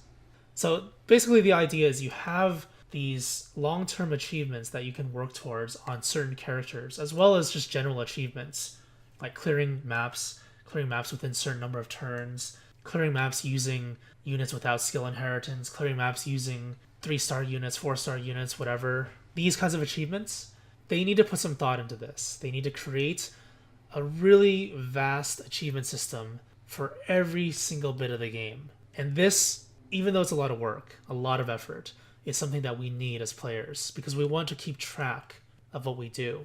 If Fire Emblem Heroes is going to be a long-term game that's going to last for a long time, and we're going to invest in all these units that we like, they need something like this to keep track of things. It's kind of like Overwatch. Overwatch keeps track of, highest damage dealt, win ratio, and all that stuff. Like, you could have achievements as well as statistics in Fire Emblem Heroes that shows all of that stuff. So for a certain match, maybe there's an achievement and a statistic that keeps track of the highest amount of damage dealt. So maybe you hit an armored unit using Dragon Fang Armor Smasher, and it does like 100 plus damage. It's cool to see that. Oh, I dealt this amount of damage. We need something fresh. Like, in addition to daily, weekly content achievements and all this stuff, we need fresh ways and fresh game modes to revitalize player interest. Ongoing interest. Not just, oh, well, for this week I'm pretty interested, and then next week it's like, nah, don't really care as much. Right now, Arena is a weekly chore. Arena Assault is tedious. Chain Challenge and Squad Assault, you just kind of do it once and then that's it. So as long as you can handle it, you just do it. Tempest Trials, Voting Gauntlet, they're timed events. Hero Battles, at least new ones, which is kind of rare now. I mean, they only happen once a month or so. Even reruns, it's like once or twice a month. So what can they do about that? Well, this is probably the meat of the discussion. Let's dive into this big topic, starting with Arena. Like I've already said, Arena is really stale right now, like many game modes. You just kind of grind out the highest score possible, add in some RNG with teams, point variation, map variation. Some of the maps are super troll, by the way. And you do this every week for some prizes. Yay. I'll talk about this for a bit now and get into some deeper and more related topics in the future sections, especially with the other game modes. So let's start. Right now, Arena is the most consistent game mode to gain orbs and other currency, but the level of entry and the ceiling can be kind of daunting. Imagine yourself as a new player. You have no bonus heroes, hardly any skills to inherit. You spend your free orbs from clearing maps, pulling units, but you get little to no strong units, and maybe you don't even get a bonus hero aside from the Asker trio, which, by the way, is a great thing they did, including them in the rotation and all. But aside from them, what if you can't build a proper team? It feels unrewarding to play, and if you're easily frustrated by this, or even new to mobile games, you may not have the patience to wait out this whole process of how most mobile games work. I mean, that's how they get you, right? You either have the patience to slowly grind along, or you answer the whale call. But some people may not understand whale language, and they don't understand the process, so they just stop playing the game, and you cause them to quit by having this kind of system. So how it works right now is, at the higher tiers, it's a dueling sword spam game where you re-roll the highest point value as much as you can, and hope you don't get the bridge and ship map to destroy your chain, because you might run into a horse team that just runs you over. I mean, now one of the major problems is armor teams with defense tiles. They're really hard to damage, and they just kind of slowly mow you down like, the Austin Powers steamroller. I always use that reference. I'm not even sure if people get it nowadays. And if you lose a unit, that's it. Your entire chain is ruined, and it feels horrible. Where's the skill in that? You don't know what the enemy team is, you don't know what map you're gonna get, or anything like that. You don't have the relevant data to outplay something, so you're going in blind and hoping for the best. Now there is some skill to that, to be fair. Properly preparing yourself is very important, but it still feels bad because you lack total control. Now I don't have any real concrete solutions for Arena, especially ones without repercussions. At least for this section, I'll talk about it more later. But one approach to solve this issue could be to reduce score variation. Right now the variation is within 10 points or so it may take some time to get the right team. And you might spend a ton of crests re-rolling over and over again for the right amount of points. Changing the stat variation to be between 4 to 5 points can help reduce that frustration, while also giving you more matches that are closer to your level. Because sometimes when I do Arena, the minimum score team is horrendously weak for some reason, and the maximum score team is an actual challenge. There's no reason to have this variation, except to make us use crests for a more reliable score. But it's one of those needlessly stupid RNG aspects and pay-to-win things, because if you don't have any crests, you pay orbs, right? But it feels so horrible to do that. Why would you pay orbs to do this? I mean, we get a ton of crests anyway, so I don't think most people even attempt to pay orbs. Maybe like the super whales only. Now, this probably doesn't apply to most players, but at the higher tiers, like tier 20, tier 19, you may find yourself doing this. Now, on the topic of the tier system, it's a little bit weird. The lower tiers are just fluff. As long as you play the game, you rank up. Sometimes you even skip tiers. Early to mid tiers, as long as you have a bonus hero, you're probably going to rank up pretty reliably. This means that most players who actually play the game on a regular basis will be situated at the top portions of the tiers. Now, this may be my perspective as someone who plays the game daily, but it seems impractical to me to have a system like this. With too many players at the top of the ladder, a majority of the ladder doesn't matter at all, and they're just entry-level sections for newer players. It would make more sense to have a matchmaking system that puts you at your average score level, rather than forcing you to jump through these tiers. And also, once you reach the tier you belong in, you should fight to keep your place in it. But again, this is my perspective, and it may be different from what they're trying to accomplish. To me, it just seems like a lazy system. The system they have in place for every other game mode seems more practical to me. You just have one giant ladder, and essentially each tier is divided by the rank thresholds. So rank 1 to 1000 is the top tier, rank 1001 to 5000 is the second tier, and so on. You fight to hit those tier thresholds, so the cutoff point section of each tier is highly competitive. That's what I mean by, reaching the tier you belong in and fighting for your place in there. Now, if these tiers seem like they're too far apart, you can have them be primary tiers and also have secondary tiers in between to incentivize people to do more than just hit the minimum threshold, let's say the 5k rank threshold. Okay, you're safely within the 5k rank threshold, I'm happy with that. But maybe have it so every 200 to 250 ranks around that point, your feather, refining stone, and sacred coin rewards increase slightly. The orb reward for the primary tier will stay the same. When you reach top 1k, it becomes even more tight. Every 100 ranks is the cutoff for gaining an increase in smaller rewards. Maybe in the top 300, it'll be every 50 points. Then top 50, top 25, top 10. You get the idea, right? Give players a reason to want to play the game and to compete. Also, with a more stable point system, they may actually enjoy doing this more since the frustration of spamming crests won't be as prominent. I mean, it's probably still going to be a thing, but it just won't be as difficult or frustrating.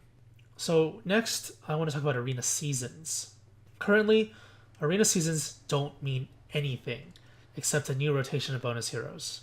The top row of bonus heroes is reserved for the current focus, possible newer units, and then the Grand Hero Battle units on the right side. For the bottom row, it just seems like a random assortment of units. Some of them are free, but it's pretty damn random. Sometimes we get several healers and several units that are the same color as the focus units and the Grand Hero Battle unit in the bottom row. So it might limit our team options. And of course, the final hero on the bottom is the Asker character. These seemingly random heroes need to adapt to the more static heroes. So for this week's rotation, Camilla, Takumi, Azura, Rajat, Nevers, and Alphonse. These ones are set. These are the static heroes. Nothing you can do about them. You got a red, colorless, green, green, red, red. The remaining 4 in the bottom row, you have Olwen, blue, Jenny, colorless, Sophia, red, Günther, green. It's horrible. There should be at least 2 blues in there. Jenny is questionable because she's only available as a 5-star unit. Sophia and Günther are free from hero battles, but their colors are horribly chosen. You could have replaced them with like Tsubaki, Donald, Felicia, or Reese. Those are the colors that are needed in the bonus hero rotation. So if you don't have any of those bonus heroes, you at least have free bonus heroes as an option. And if you really want to have free bonus heroes as part of the rotation every single time, then you have one of each color, right? Isn't that how it works? You have the focus units, a new unit, Grand Hero Battle unit, Asker unit, and then free units at the bottom. So if the Asker unit is Alphonse, you may not have a red free unit at the bottom. You know, this really needs to change because we need better options for sure. Either that or increase the amount of bonus heroes, because the amount of heroes in the game has increased significantly since vanilla. Why do we still have 10 bonus heroes? Why not have 12? That would give us more options, right? And you can pick from like a rare unit pool, 5-star only, rare units, 4-star, 3-star, free units. You can pick from more of those because you have more to go with. Come on, step it up. Alright, moving on, let's talk about difficulties. Does anyone actually do arena on anything but advanced difficulty? Maybe in the lower tiers or just for quests, I guess? But I think they need to revamp this. So here we go. Beginner, normal, heroic difficulties. On beginner, the point totals for your units will be penalized by 10%. So you get 10% less points, but if you lose a unit, you don't lose anything. Only when you wipe do you lose something, and that's, your chain breaking. Normal is basically what advanced is right now. Normal point total, 100%. If you lose a unit, you lose points, but reduce the amount of points that you lose. The first unit lost will result in a 5% point loss instead of a 10% one. Second unit, 10%. Third unit, 15%. So if you lose 3 units, it's the same penalty as the current penalty. Here is the proposed biggest change. If the bonus hero dies and it's the first unit you lose, there will be no penalty. If your bonus hero dies in any other order, the same penalties will apply. This will add a new degree of strategy. If you find yourself in an unfavorable situation, then you can sacrifice your bonus hero instead of another one and try to rebound from that situation. It seems a little bit lenient, but that's why it's normal mode. Now, that brings us to the final game mode, which is heroic mode. As the name suggests, this will simulate the hero battle game mode. You get a 10% bonus to your score total. And of course, as a result, you'll get matched up against stronger enemies. If you lose a unit, you instantly lose and your chain breaks. Right now, if you lose a unit, you surrender anyway, right? So there's no difference, essentially. If you're going to do it anyway, you might as well have a game mode that does it for you. Losing a unit, it's so harsh that it usually results in you not reaching the point threshold that you want to reach. Unless you're like way above your tier at the moment. Now what this does is it'll make you play more intelligently, but it's also riskier. The point to having these 3 difficulties is to give people an incentive to try out different difficulties within the same chain. If you want to play safe, just do beginner for less points. If you're happy with the point total that you get, that's fine. At least you participated. If you want to gain more points, go with heroic. But if you lose a single unit, it's all over and you got to restart. Let's say that you've reached the point threshold that you're happy with. Then you don't need to play heroic anymore over and over again. You can just do normal to finish the chain. I mean, I think you can still do that now, but with this system more than ever, you're probably going to want to do that. But then again, people who have crests and the means to do heroic well will likely still do it. And what this does is it'll cause stronger competition at the higher brackets. Now, all of that sounds pretty okay, right? But here's the problem. Defense wins. This system means that people will likely not surrender anymore. So overall, there will be less defense wins. Obviously, instantly KOing somebody on heroic will result in a defense win. But if players opt to do other game modes, then that's another story. Because if they lose a unit, they may not actually give up immediately. So with that being said, defense wins should be changed to defense kills. Killing a unit results in a small reward of feathers. Every time you kill a unit, you gain more points and increase your defense rank. Once you reach a certain amount of defense points, you get an orb reward alongside the feathers. So players will still want to intelligently create a defense team in order to get kills based on the map rotation. Yes, you can do that. I don't know if other content creators have discussed this in the past, but this could be like an overlooked aspect of the game because it's a black box scenario. But yes, you can influence defense wins. But that's not the topic that we're going to discuss right now. That's a topic for another time. I don't mind talking about it if people are interested, but I'm pretty sure someone has already covered it by now, so I don't think I need to do it. So I'm going to leave this arena discussion behind and go into something else, something bigger. But before I leave off, I want them to add special rewards every season. So it's not just bonus heroes per season, we want special rewards as well. In Hearthstone, every season you get a new card back. You can do the same thing in Fire Emblem Heroes. But this is going to lead into a future section that I'll talk about later, so we'll get back to this eventually. Just to sum things up, because this was a pretty long section, a lot of information, Arena should restrict point variation to 4 to 5 points, and guarantee that the first dueling sword that you use will always give you the maximum amount of points. Less RNG. Bonus heroes need more diversity. For the bottom row, adapt the colors based on the other heroes that are more static. Remove tiers and use the same kind of ladder system as other game modes. Change the difficulties. Beginner, normal, heroic. Then have defense kills instead of defense wins. Now, this is the first really, really major new game mode part of this video. Pickup mode. What is pickup mode? Similar to Pokemon Battle Frontier and other areas in those games, you build a team with random units and skills. Pick a bonus hero from the list, pick its skills, whether to retain its original skills or pick from a set of 4 or 5 randomly generated skills. And do this until all of your skill slots are full. Then choose a color, pick a random unit, pick a random skill, rinse and repeat until you have a full team, toss on the sacred seals, go into battle. This is a game mode that I've been wanting to talk about for a very long time, and I think that this is something that new players and old players can both do effectively and also appreciate. Because it adds a new style of game mode to the game. I mean, it's still killing things, but it's a little bit different. Now, there's definitely an RNG aspect to it. Picking units and re-rolling them, or their skills, could be gated behind a new currency. Or just, pay orbs, as always. Or you can just limit it to 1 re-roll per unit. For example, if you pick New Year Azura as your bonus hero, and the A slot skills come around, you see defense +3, fortress defense, armored blow, and close defense. Now, unless you want to build a tanky Azura, you probably want to reroll this. But not all these skills are terrible. Defense +3 is pretty solid. Close defense is very good. But if you choose to reroll these skills, everything disappears. So those 2 skills that are decent, they're gone too.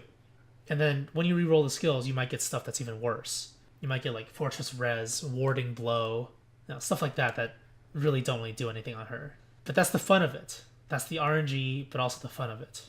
And that's also the skill involved in this game mode. I'm going to refer back to Hearthstone. There's a lot of newer players to Hearthstone. You may not be familiar with it, but newer players are like, oh, Arena is just so RNG and it's not fun because whatever. But if you properly build your team and you know how to play well enough, then you can consistently get a good amount of wins. Now, it's not always like that, of course, but it's pretty reliable if you're good at the game. These decisions, these choices that you make, and the way you play the game and how you understand the game will help you play in this kind of game mode. So yeah, build your Azura and then move on to the next unit. For your second unit, let's just go on with a fully fleshed out example. Since you have a melee flying dancer already, you might want to pick a ranged unit. You pick red as your color, and you're given the choices of Stall, Feeeh, Rai, and Feeeh. All 4 of these units are pretty mediocre, but you need to figure out which one works best with Azura, or you can straight up reroll them. Now I think character rerolls, you should get 1 free reroll per round. So whenever you choose a color, you get a reroll for free. And this reroll should be independent of skill rerolls. For skill rerolls, I think you get it once per character. So A slot, B slot, C slot, weapon, assist, special, all 6 categories, you get 1 reroll for all of them. Intelligent decision making is what it comes down to. Which one do you reroll? Which reroll gives you the best odds of getting something that you want is essentially what I'm trying to go for. So yeah, you can reroll these 4 units if you want. Because, the reason why I think it's good to have a free reroll per character is because there are so many characters in the game and you could roll some pretty nasty combinations. Also, it might be a good idea to build your team a certain way, so you might want to have 2 melee, 2 ranged, but then that also changes your score total, right? Because that's still going to be a thing to consider. But then again, that's also kind of skewed because ecology and all that stuff, based on unit color type and whatever. Okay, so anyway, you decide to pick one of those 4. You decide to keep them without rerolling. You have Stall, the anti-green cavalry. He's an anti-green specialist, so you can build around that. He's a very solid unit, tanky unit, but he has some pretty extreme weaknesses to blue units, and he has low speed and res. Feeeh is fast, but weak, and is really bad at trading versus melee units, because their strong stat is res. Since dancers work better with safer attackers, you probably don't want to use Feeeh unless you can roll Desperation in the B slot, but the odds are not in your favor because there are so many B slots you can roll from.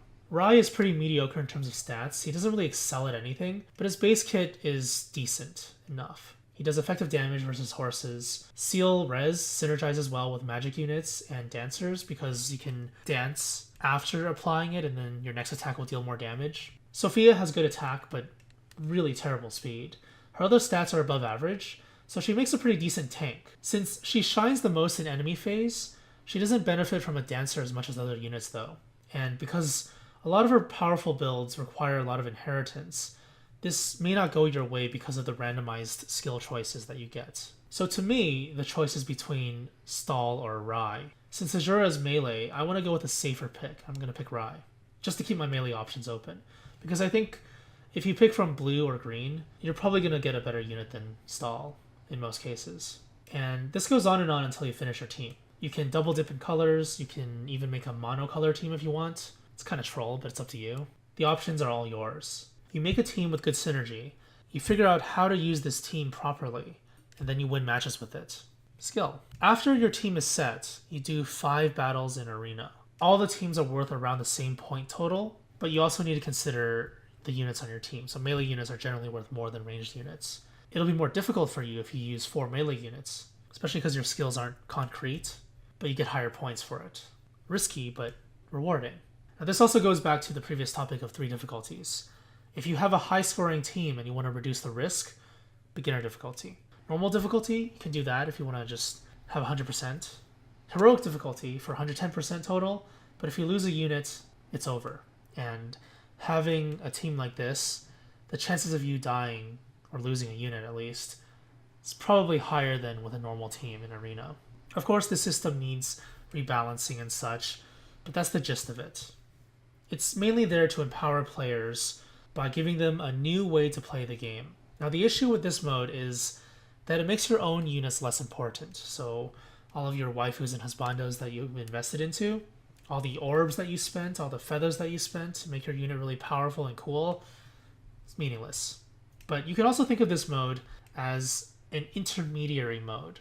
So before you reach that point where you have a decked out unit, you can play this game mode. Or you can just play the game mode for fun if this is what you like. So with this new arena system, what's going to happen with the existing ones?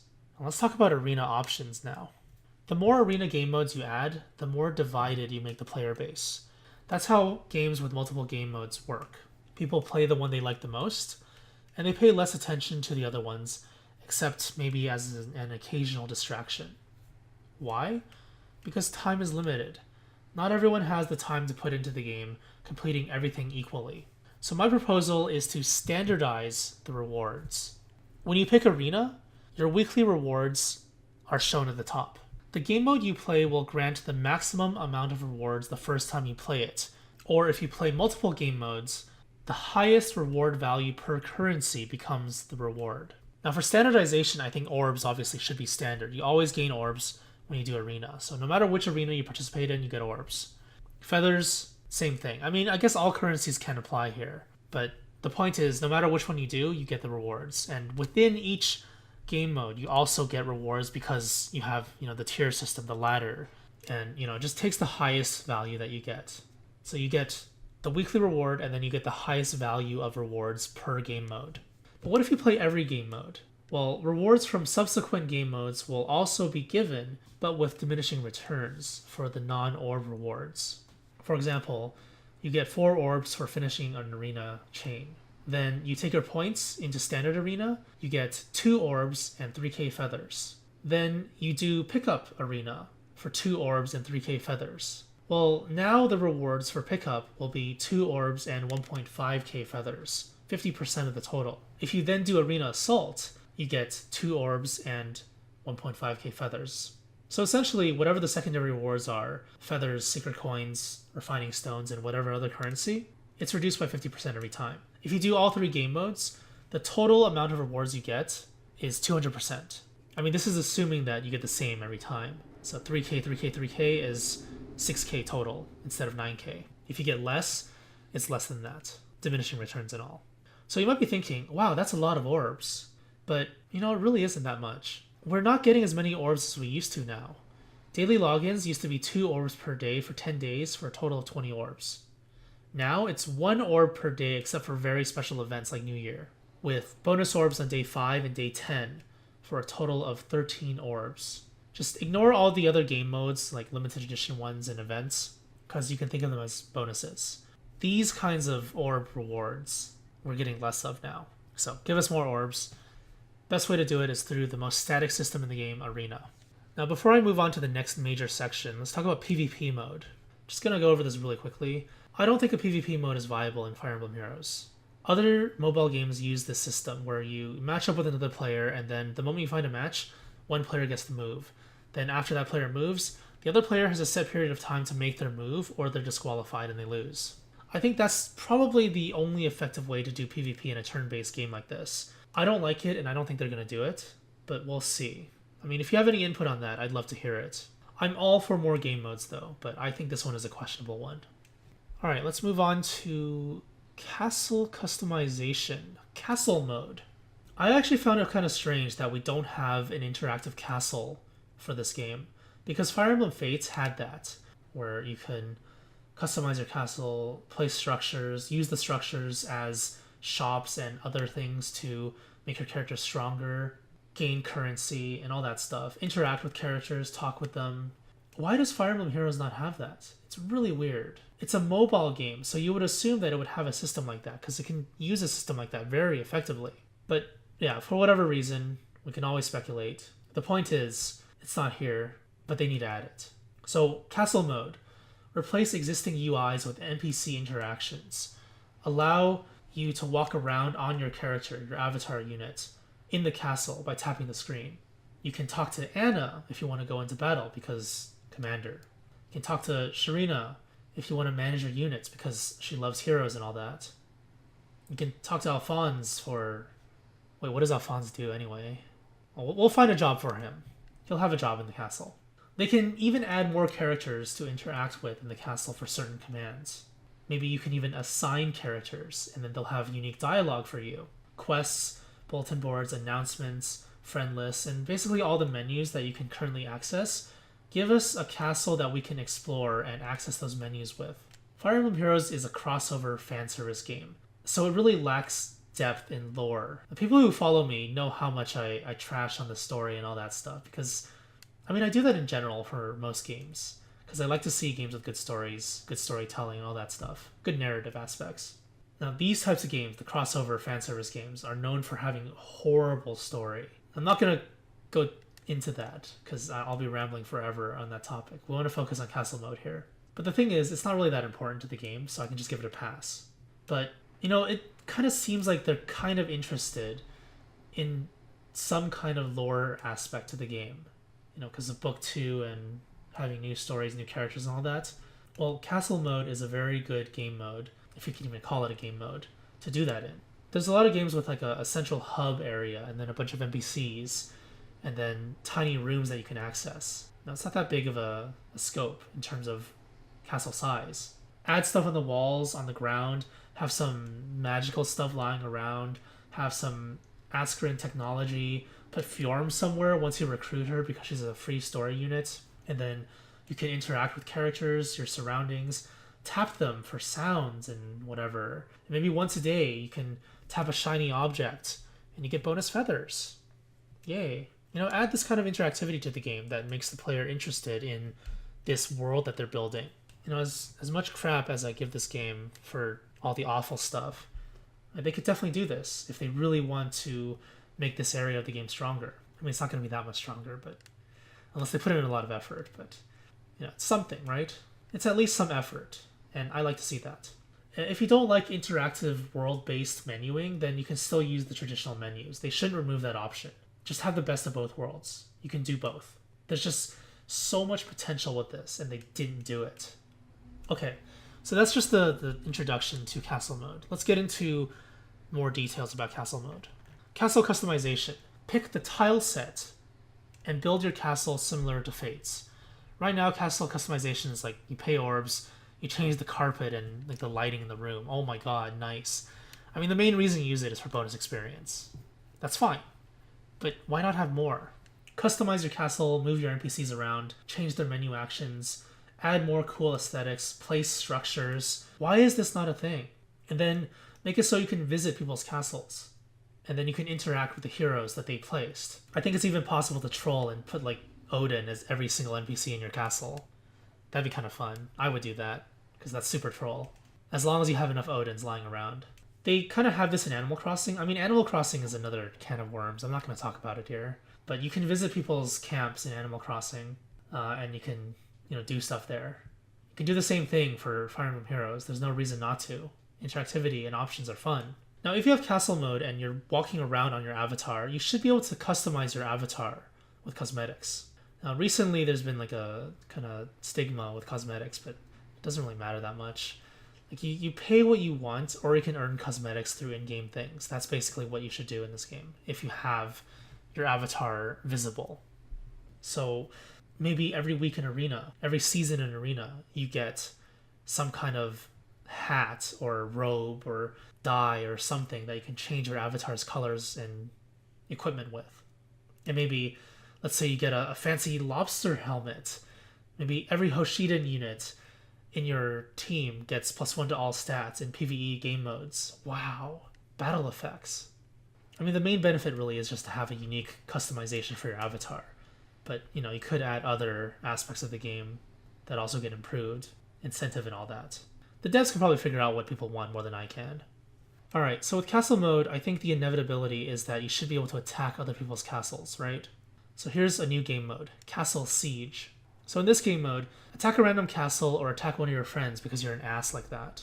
Kind of like Mario Maker and similar genres of games, you design your own map and you host people. Unlock new tile sets by completing game modes, event quests, arena, seasons, and then you use these tile sets to craft a map to do battle on. So for example, the default tile set could be plains. It's a grassy field, and you can place rivers, bridges, forests, but that's it. However, you have a limited amount of these special types of tiles.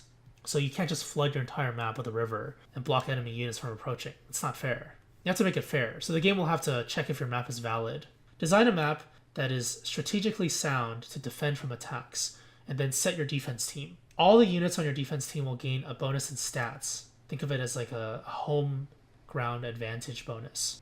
And then your slot 1 unit will sit on a defense tile guarding your castle gate. And this is the outside of your castle, of course. The castle gate will be a defense tile that gives 30% damage reduction and also heals the unit for a percentage of their max HP per turn. This is what castles do in actual Fire Emblem games. You kind of just toss a fat armored unit there and then you just tank forever. The map's mode is defend. So the enemies have a certain number of turns to complete the map, maybe like 5 or 6 turns, more if the devs are nice about it, and they have to defeat your entire team before that time limit. So if you place a fully decked out Gwendolyn on your defense tile, the first slot of your team, it's going to be very hard to break through that. Oh, and you can't drag them off a defense tile. Aha! There's the twist. The objective is for the attacking player to take out 3 bodyguards and eliminate the boss, and the objective for the defending player, AI controlled of course, is to survive a certain number of turns. Upon victory, the attacker will get orbs for their first siege victory of the day, and other currency for subsequent clears. There's also going to be a weekly ranking system that scores you based on time and survival, like Tempest Trials, as well as enemy point total. Clear the enemy's defenses as fast as possible without losing units to score the highest. Tiebreakers will be decided by damage dealt and damage taken, so you want to deal more damage and take less damage. This will make it so that the whales will probably still dominate the upper parts of the brackets, but you'll have a decent chance with weaker units as well. Now there's 2 types of rankings. Single high score, which is the high score for a single match, it's pretty straightforward, and total score, if you grind out a lot of wins. The currency rewards will be orbs, feathers, and whatever else there is. But basically, the amount of points you get will correlate with the enemy team. So if you keep on defeating weak teams, you don't gain many points. That's just the way to balance it, so you don't cheese the system. And also, if you defeat the same player multiple times, only the highest value will apply. This will encourage you to try and do matchmaking and find other castles instead of just doing the same ones over and over again like on your friends list. Now I'm going to take a short break from talking about player interactions and player castle stuff by introducing one more game mode along the same lines as Castle Siege. This is Siege Mode Campaign. I've been playing around with this idea for a while now, and even now I'm not sure if it's good enough, but it's better than my initial idea, so I'm just going to run with it. Similar to the story, this could be a way to explain how Asker fights Embla, defends from them or breaks past their lines to help their allied units. I mean, the story is that there's a war, but you really never know that just by playing the game, unless you really pay attention. It just seems like a clutter of random characters doing stuff, something about a contract here and there, paralogs or fan service that are very distracting, but they're not part of the main story because they're paralogs. Whatever, that kind of stuff. If they actually try to create internally consistent story aspects, they should, make more game modes that revolve around the war that they're fighting. People dying. It's bad on both sides. Siege mode will simulate that kind of environment. And the twist is that it'll be a roguelike. I mean, the assault maps kind of do this already, but this will add a little bit more to it, some more new features. So you start off by picking a map. Just like the story maps, you have certain chapters, and then every chapter will require you to clear a certain number of maps. You start off the map by picking 4 main units and 4 reserve units, and you battle your way past randomly generated enemies and bosses on randomly generated maps with certain tile sets. So I mentioned tile sets in Castle Siege mode, the plains tiles. There could be lava tiles, there could be stone, just based on the various map environments that we see in the actual game on certain maps. It could be snow, Christmas, New Year's. It could be Hoshidan tile set, Norian tile set. It's endless. The tile sets you get in the campaign mode will be based on the chapter. So if the chapter is Awakening, you get plains, forest, generally speaking. Because a lot of the Awakening maps are like that. There are more, of course, like castle, snow, and the list goes on. You get the point. So yeah. Random enemies, random bosses, random maps, random tile sets. Well, not random, but based on the chapter. Boss units will have even more inflated stats, and they're going to sit on defense tiles. And you essentially need to break past the boss to beat the map. You need to capture their tile. So you do this by defeating the boss, putting a unit on that tile, and ending turn. So you could have a unit with Gale Force. You just mow down the boss with Gale Force, and then you stand on the tile, end turn. You're done. Don't have to fight anyone else. That's one strategy you can use on these maps. And for certain maps, that could be a sound strategy.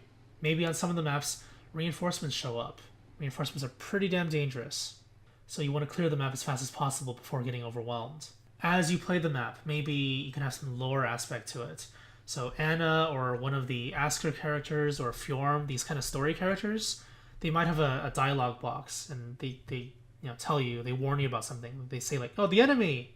I mean, you could get Brave Lynn to do that too. And then one turn later, reinforcements show up, because enemies. On other maps, like they could warn you about terrain changes, heals, and buffs. So for certain maps, especially if you play Fates, there's like dragon veins and like terrain changing and all that stuff. That could be something too. It might be specific to the Fates maps, and maybe for other maps, like Sacred Stones maps. Oh god, don't do this. Please don't do this. Sacred Stones maps could have Fog of War, but that's just don't do this. Just an idea, but don't do this. You can have all these kinds of terrain changes and effects, lots of devious things, because this is a roguelike game mode after all, with variable enemies, variable terrain, gradually getting harder and harder as you progress. And maybe every couple of maps, there's going to be a contracted hero as the boss, because Veronica does that. Now, because it's a roguelike, you're not just going to go through the map like Arena Assault, Tempest Trials, and stuff like that. Between maps, maybe every 1 to 3 maps, longer for higher difficulties and later chapters, you're going to find resting points. And at these resting points, you can do a lot of things. You can heal your units, and you can even change the units if you want. So normally between maps, nothing changes. If your unit takes damage or dies, the next map they're still damaged or dead. But once you reach a resting point, dead units will revive with 20% HP and fatigue stats. So maybe they have a 30% penalty to all their stats. Now you can choose to use them, or you can choose to let them rest. And after several maps, they're going to fully recover and be back to normal. Your other units, all your units actually, they will heal at resting points. Your main units will heal, let's say 50% the moment you reach the resting point. And then they gain full special charge. Units that are in reserve will regain 20% of their max health and +1 special charge in between every map. So once you reach a resting point, you can swap them in and out, letting some of your characters rest and letting other characters take their place. I don't know if they should actually add a fatigue system where, like, if a unit fights for 5 maps in a row, their stats get reduced. They could do that, but that'd be kind of annoying. But then again, it is a roguelike, right? The other thing you can do at resting points is scout ahead, accelerate healing, or buff your units. Defeating enemies and clearing maps gives you an in-game currency to spend. Let's just call it siege points. Spend this currency to scout ahead and see what kind of map is coming up next, as well as the map effects, the terrain effects, and the units. So this is a pretty big advantage on a roguelike, but you're going to have to pay for it. Now, if you want to accelerate healing, the auto heal is 50% for your main units, 20% per map for your other units, but it may not be strong enough. So if you want to pay for healing, maybe double that. 100% healing for your main units, and then 40% healing for your other units. Now, if a unit is already in your party at that time, then they'll always receive 50% heal, even if you switch them out for a sub-unit. And the sub-unit will always receive 20% heal, double to 40 if you pay for the buff. Now, for stat buffs, you can buff your main party with stat buffs by paying siege points, and this will give you an edge for the next map. But only for the next map. You can only do it once. So what this does is it allows you to clear the next map with relative ease, or it helps you to defeat enemies that you normally couldn't. And then for subsequent maps, you'll be in better condition. Basically do this until you clear the game mode, all the maps within the chapter, and then you have some kind of story tie-in. At the very end, you get orbs, you get other currency, and then you get bonus currency based on the amount of siege points you have left over. So the siege points you get from killing and clearing, anything that you have left unspent, you can trade in for real currency, like feathers. Something to that effect. So in conclusion, this mode kind of simulates the assault maps while also being kind of similar to Tempest Trials in terms of random unit generation, but this is more refined and more detailed because there's going to be a lot more stuff to consider, and of course they're going to have to balance it accordingly. Oh, I didn't really talk about map effects that much, huh?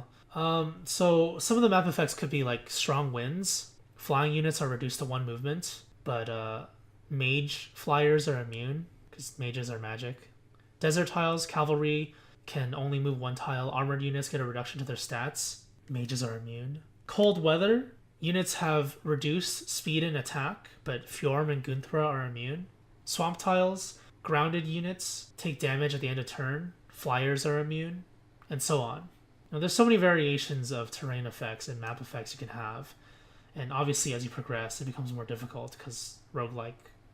Alright, one more game mode before I move on to less dense topics. And this is raid mode. A raid mode is, as the name suggests, like a raid, where you have lots of people fighting a giant boss or something to that effect. Pokemon Go does this. I don't think it does it very well. I don't think Fire Emblem Heroes will do it very well within that kind of context. But raid mode is definitely something that is pretty much a standard in Fire Emblem, because a lot of the bosses in Fire Emblem, especially the last boss, it's always some kind of giant monster. Either that or it's like a gauntlet of enemies, and you need to break past the gauntlet to defeat an enemy at the end. So it's not like raid mode is something new to the Fire Emblem franchise. It's not. I think people are split on this because personally, even I think monsters are kind of stupid, but monsters kind of go with the territory of Fire Emblem, especially in some Fire Emblem games. But we can have monsters getting summoned as well, right? Maybe instead of just summoning heroes, you could summon big monsters and then you can fight them. Maybe instead of using one team, you use 2 teams. So instead of controlling 4 units, you control 8 units. But within the context of Fire Emblem Heroes, you may not be able to do that properly. So my proposal, and it's not a perfect one of course, is that you have separate maps for your units. For example, you have a boss that has a giant eyeball in the middle and 2 claws at the side. Seems kind of familiar. Maybe people who have played Fire Emblem recently know what I'm talking about. But that's like a lot of raid bosses in a lot of games. So one of your parties will fight the eyeball in the middle. One of your parties fights the left claw, one of them the right claw. And in order for you to damage the middle, the eyeball, you have to critically damage both of the claws. So party A, let's just call them party eyeball. Party eyeball will have to dodge on enemy phase. So when the eyeball fires laser beams and other stuff, they need to position themselves in a way to dodge the attacks. Or you have to just tank the attacks if you don't have enough tiles to move around. Party left will fight the left claw, and the left claw will do stuff and attack like an AoE area and summon units and stuff like that.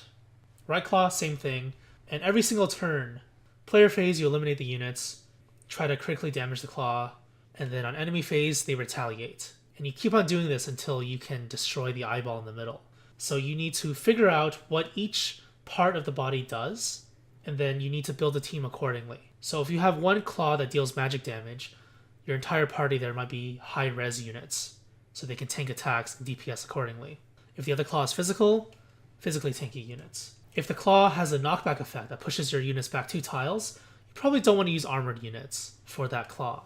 Maybe you want to use cavalry units.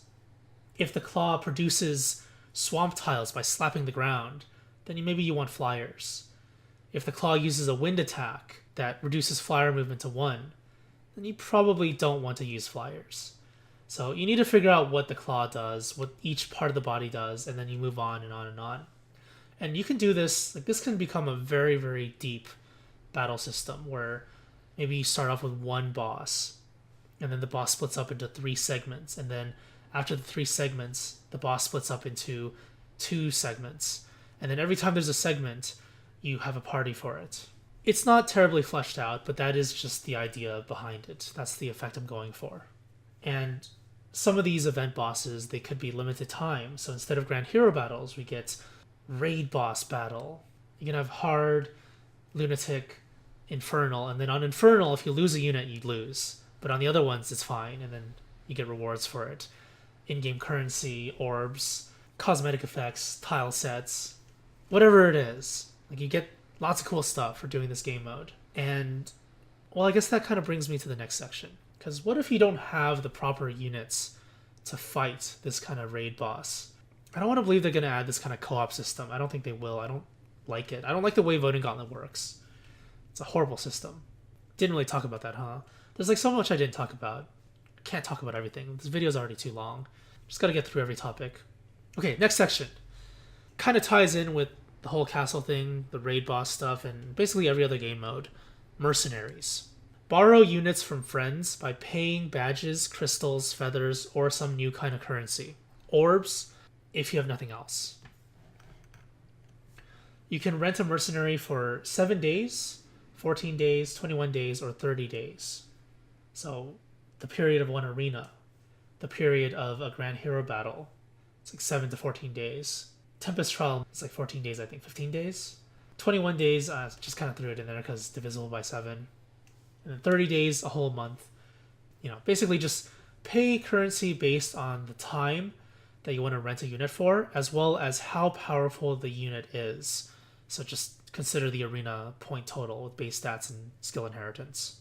The way this works is a player puts up a unit in a mercenary store, part of their castle.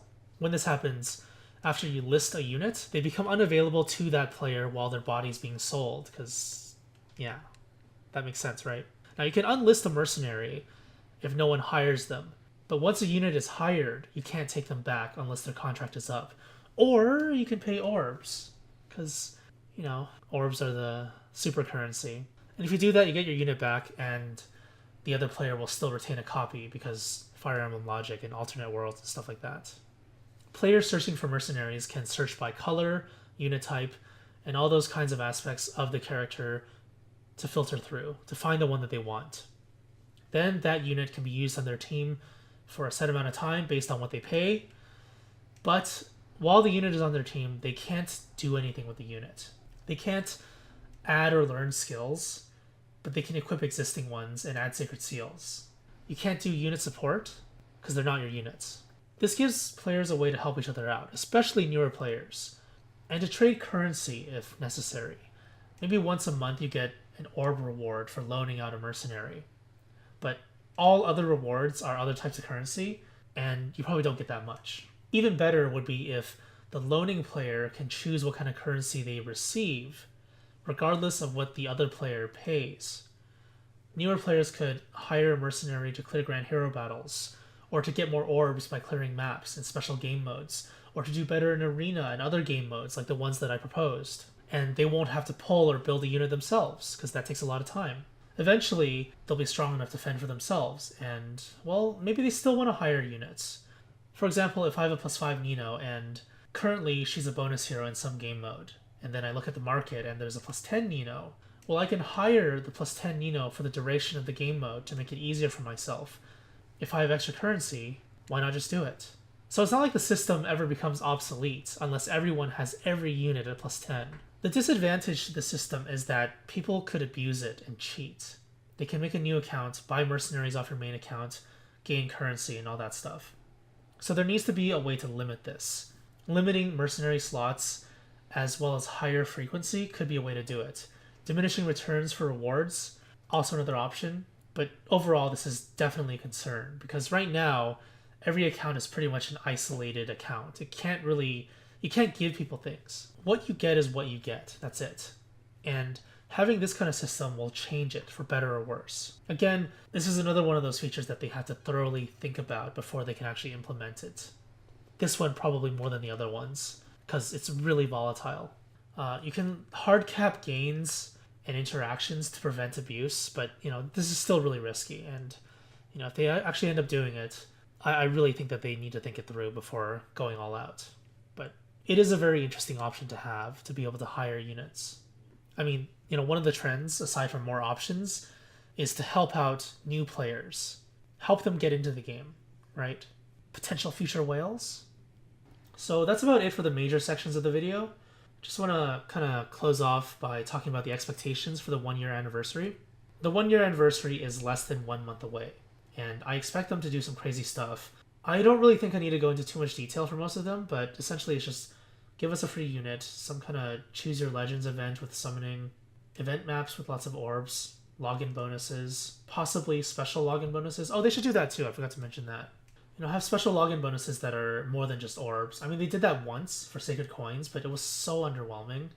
They can do better than that. They could do what Animal Crossing does and have, general rewards they give you for logging in. Just something to think about, I guess. But, some game-changing features would be really great, although I don't think they're going to do that for the anniversary. Anything I listed above would be great, but that's more like a version 3.0 feature. Right now we're on 2.0 still. Don't really have a section for this, so I'm going to put it here. Animation revamp. Make animations more flashy and unique, especially for limited edition weapons. Have variable animations. If they're lazy, they can just do ranged and melee variants. So for example, if a unit has a distant counter weapon, their distant counter attack will be different than their standard attack. If a unit runs distant counter or close counter, their animation will change depending on when they attack, that kind of stuff. Otherwise, they can just go all out with detailed animations based on weapon type. So if a sword unit takes damage from a lance unit, then it creates a more painful reaction. If a lance unit takes damage from a sword unit, less painful reaction. Have some more crazy detailed animations like with Fjorm. This is all very cool stuff that they can add in the game. And yeah, free Lucina, right? The poster girl of Waifu Emblem. I'm kind of joking, but not really, because it is very possible they're going to do this. Oh man, we need more Lucinas.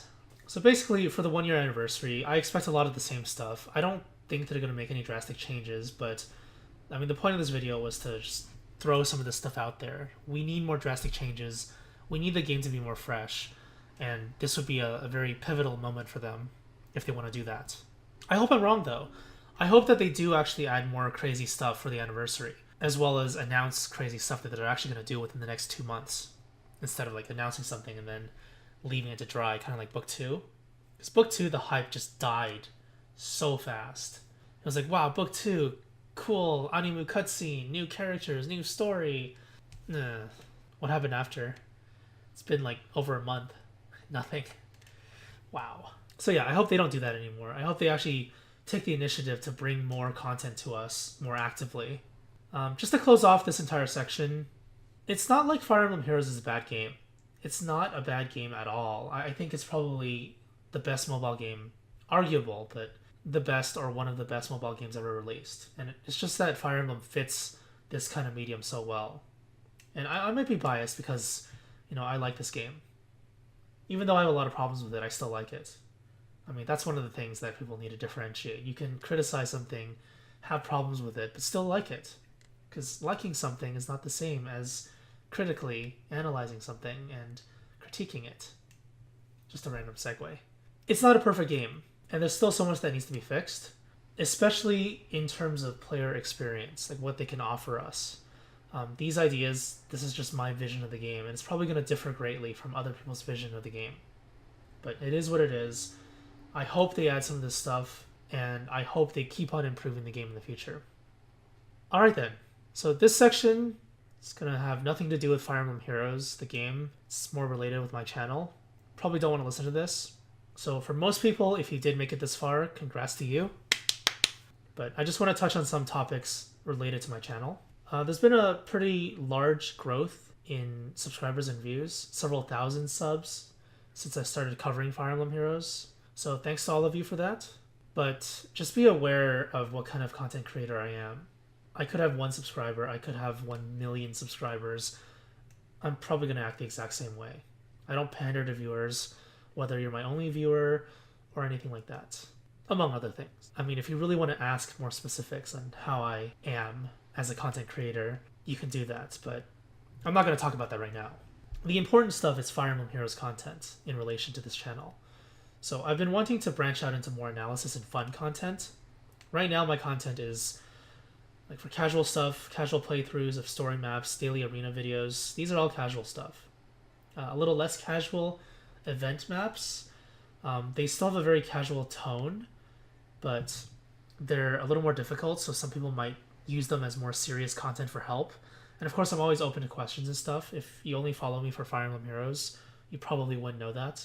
I take questions and comments very seriously if they're serious. If not, I'll probably just ignore you. And hero battles, these are probably the most serious ones for Fire Emblem Heroes. I stopped doing commentaries because they take too long, they kill my throat, kind of like this video. And people don't enjoy them anyway because they don't want to listen to me talk. They'd rather just watch the map being cleared, because small content creators are not allowed to talk or give opinions or anything like that. Because internet logic. Only larger content creators can do that and get away with it, and they can get away with anything. So yeah, that's what I do on my channel at the moment. But I want to do more analysis videos, analyzing builds and teams and stuff like that, talking about ecology, because I love ecology. I actually don't like ecology in terms of science, but ecology is more than just, biology. But yeah, the thing is, I don't want to bother doing it unless there's actually a following for it. Because it takes too much effort. I'm too much of a perfectionist. Even though I don't think anything that I do is perfect. I at least try to strive for it, and then I always try to fix things. Like this video, It was like a 2-page series of notes, and it turned into this 30-page essay-like script. Help, please. Send help. The point is, I take this stuff very seriously, and like writing is not a problem for me because that's just what I do. So for analysis videos, that's one of the more serious things that I can add to the channel. And on the other end, for more casual, Fire Emblem units that haven't been added into the game yet, so custom units. There are so many units in Fire Emblem, and for some of them, I'll put one on the screen right now. This is what I imagined for one of the units. I don't know what I'm going to pick because I'm recording this at a different time than editing it. But yeah, this is what it looks like. This is one of the plans that I had, but I never ended up doing it. It's just not enough time, or I didn't feel like it was perfect or refined enough, or whatever other stupid reason. But now I want to start doing stuff like that. But then, like I said, I don't want to be bothered unless there's actually a following. So let me know if you want to see more of that kind of content for the 2 of you that actually made it this far into this video. Or I might just make a couple of them and see where it takes me from there. But I mean, that's one of the really ridiculous things about the internet. It's like people want new content, but they only want new content from people that are popular and familiar. They don't want to try out new things, and whenever they see something new, if it's anything that's different, any aspect of it is different from what they expect from other content creators, then they instantly shun it. That's the horrible mentality of the internet. So, there's less reason for me to do it if it doesn't actually gain me anything. But right now my schedule is really hectic. It took me like a week of planning to do this and like another week to actually record all this. Several of these sections, the recording sessions, were done at different times as well. Should have been a New Year video, this one. It wasn't, but what's done is done. Can't help it anymore. At least it's done now, right? I want to keep on covering Fire Emblem Heroes for as long as I can, but there will likely be a point when I just stop. So just keep that in mind. I'm a variety content creator, so I never really do the same thing for a long period of time. Even if I do it for like 2 years, 3 years, there's a chance I just stop, because that's just how it works. Things come and go. That's how life works. So unless I can get big enough for a Nintendo sponsorship, no, I don't think that's going to happen. Actually, I don't want that to happen. It won't happen, and I don't want that to happen, because it takes too much effort to reach that point. You got to sell out way too much, which I don't like to do because it's so dishonest. I feel it's really dishonest, or at least disingenuous. It's probably a better word for it. And Nintendo probably doesn't want people like me representing them. People with no filter, criticizing their awful stories, because they are pretty awful, at least for Fire Emblem. Get wrecked. Alright, but yeah, these are just things to think about. This entire video, really, really long. If you stuck through the entire thing, there's another clap for you. Congrats. This is a really long one. But regardless, I hope you enjoyed it. And, we're all just Fire Emblem Heroes players, right? When it all comes down to it, that's what we are. We all want the game to be more enjoyable for everyone. And hopefully the game continues to support the player base well. Alright. Thanks for watching. I'll see you next time.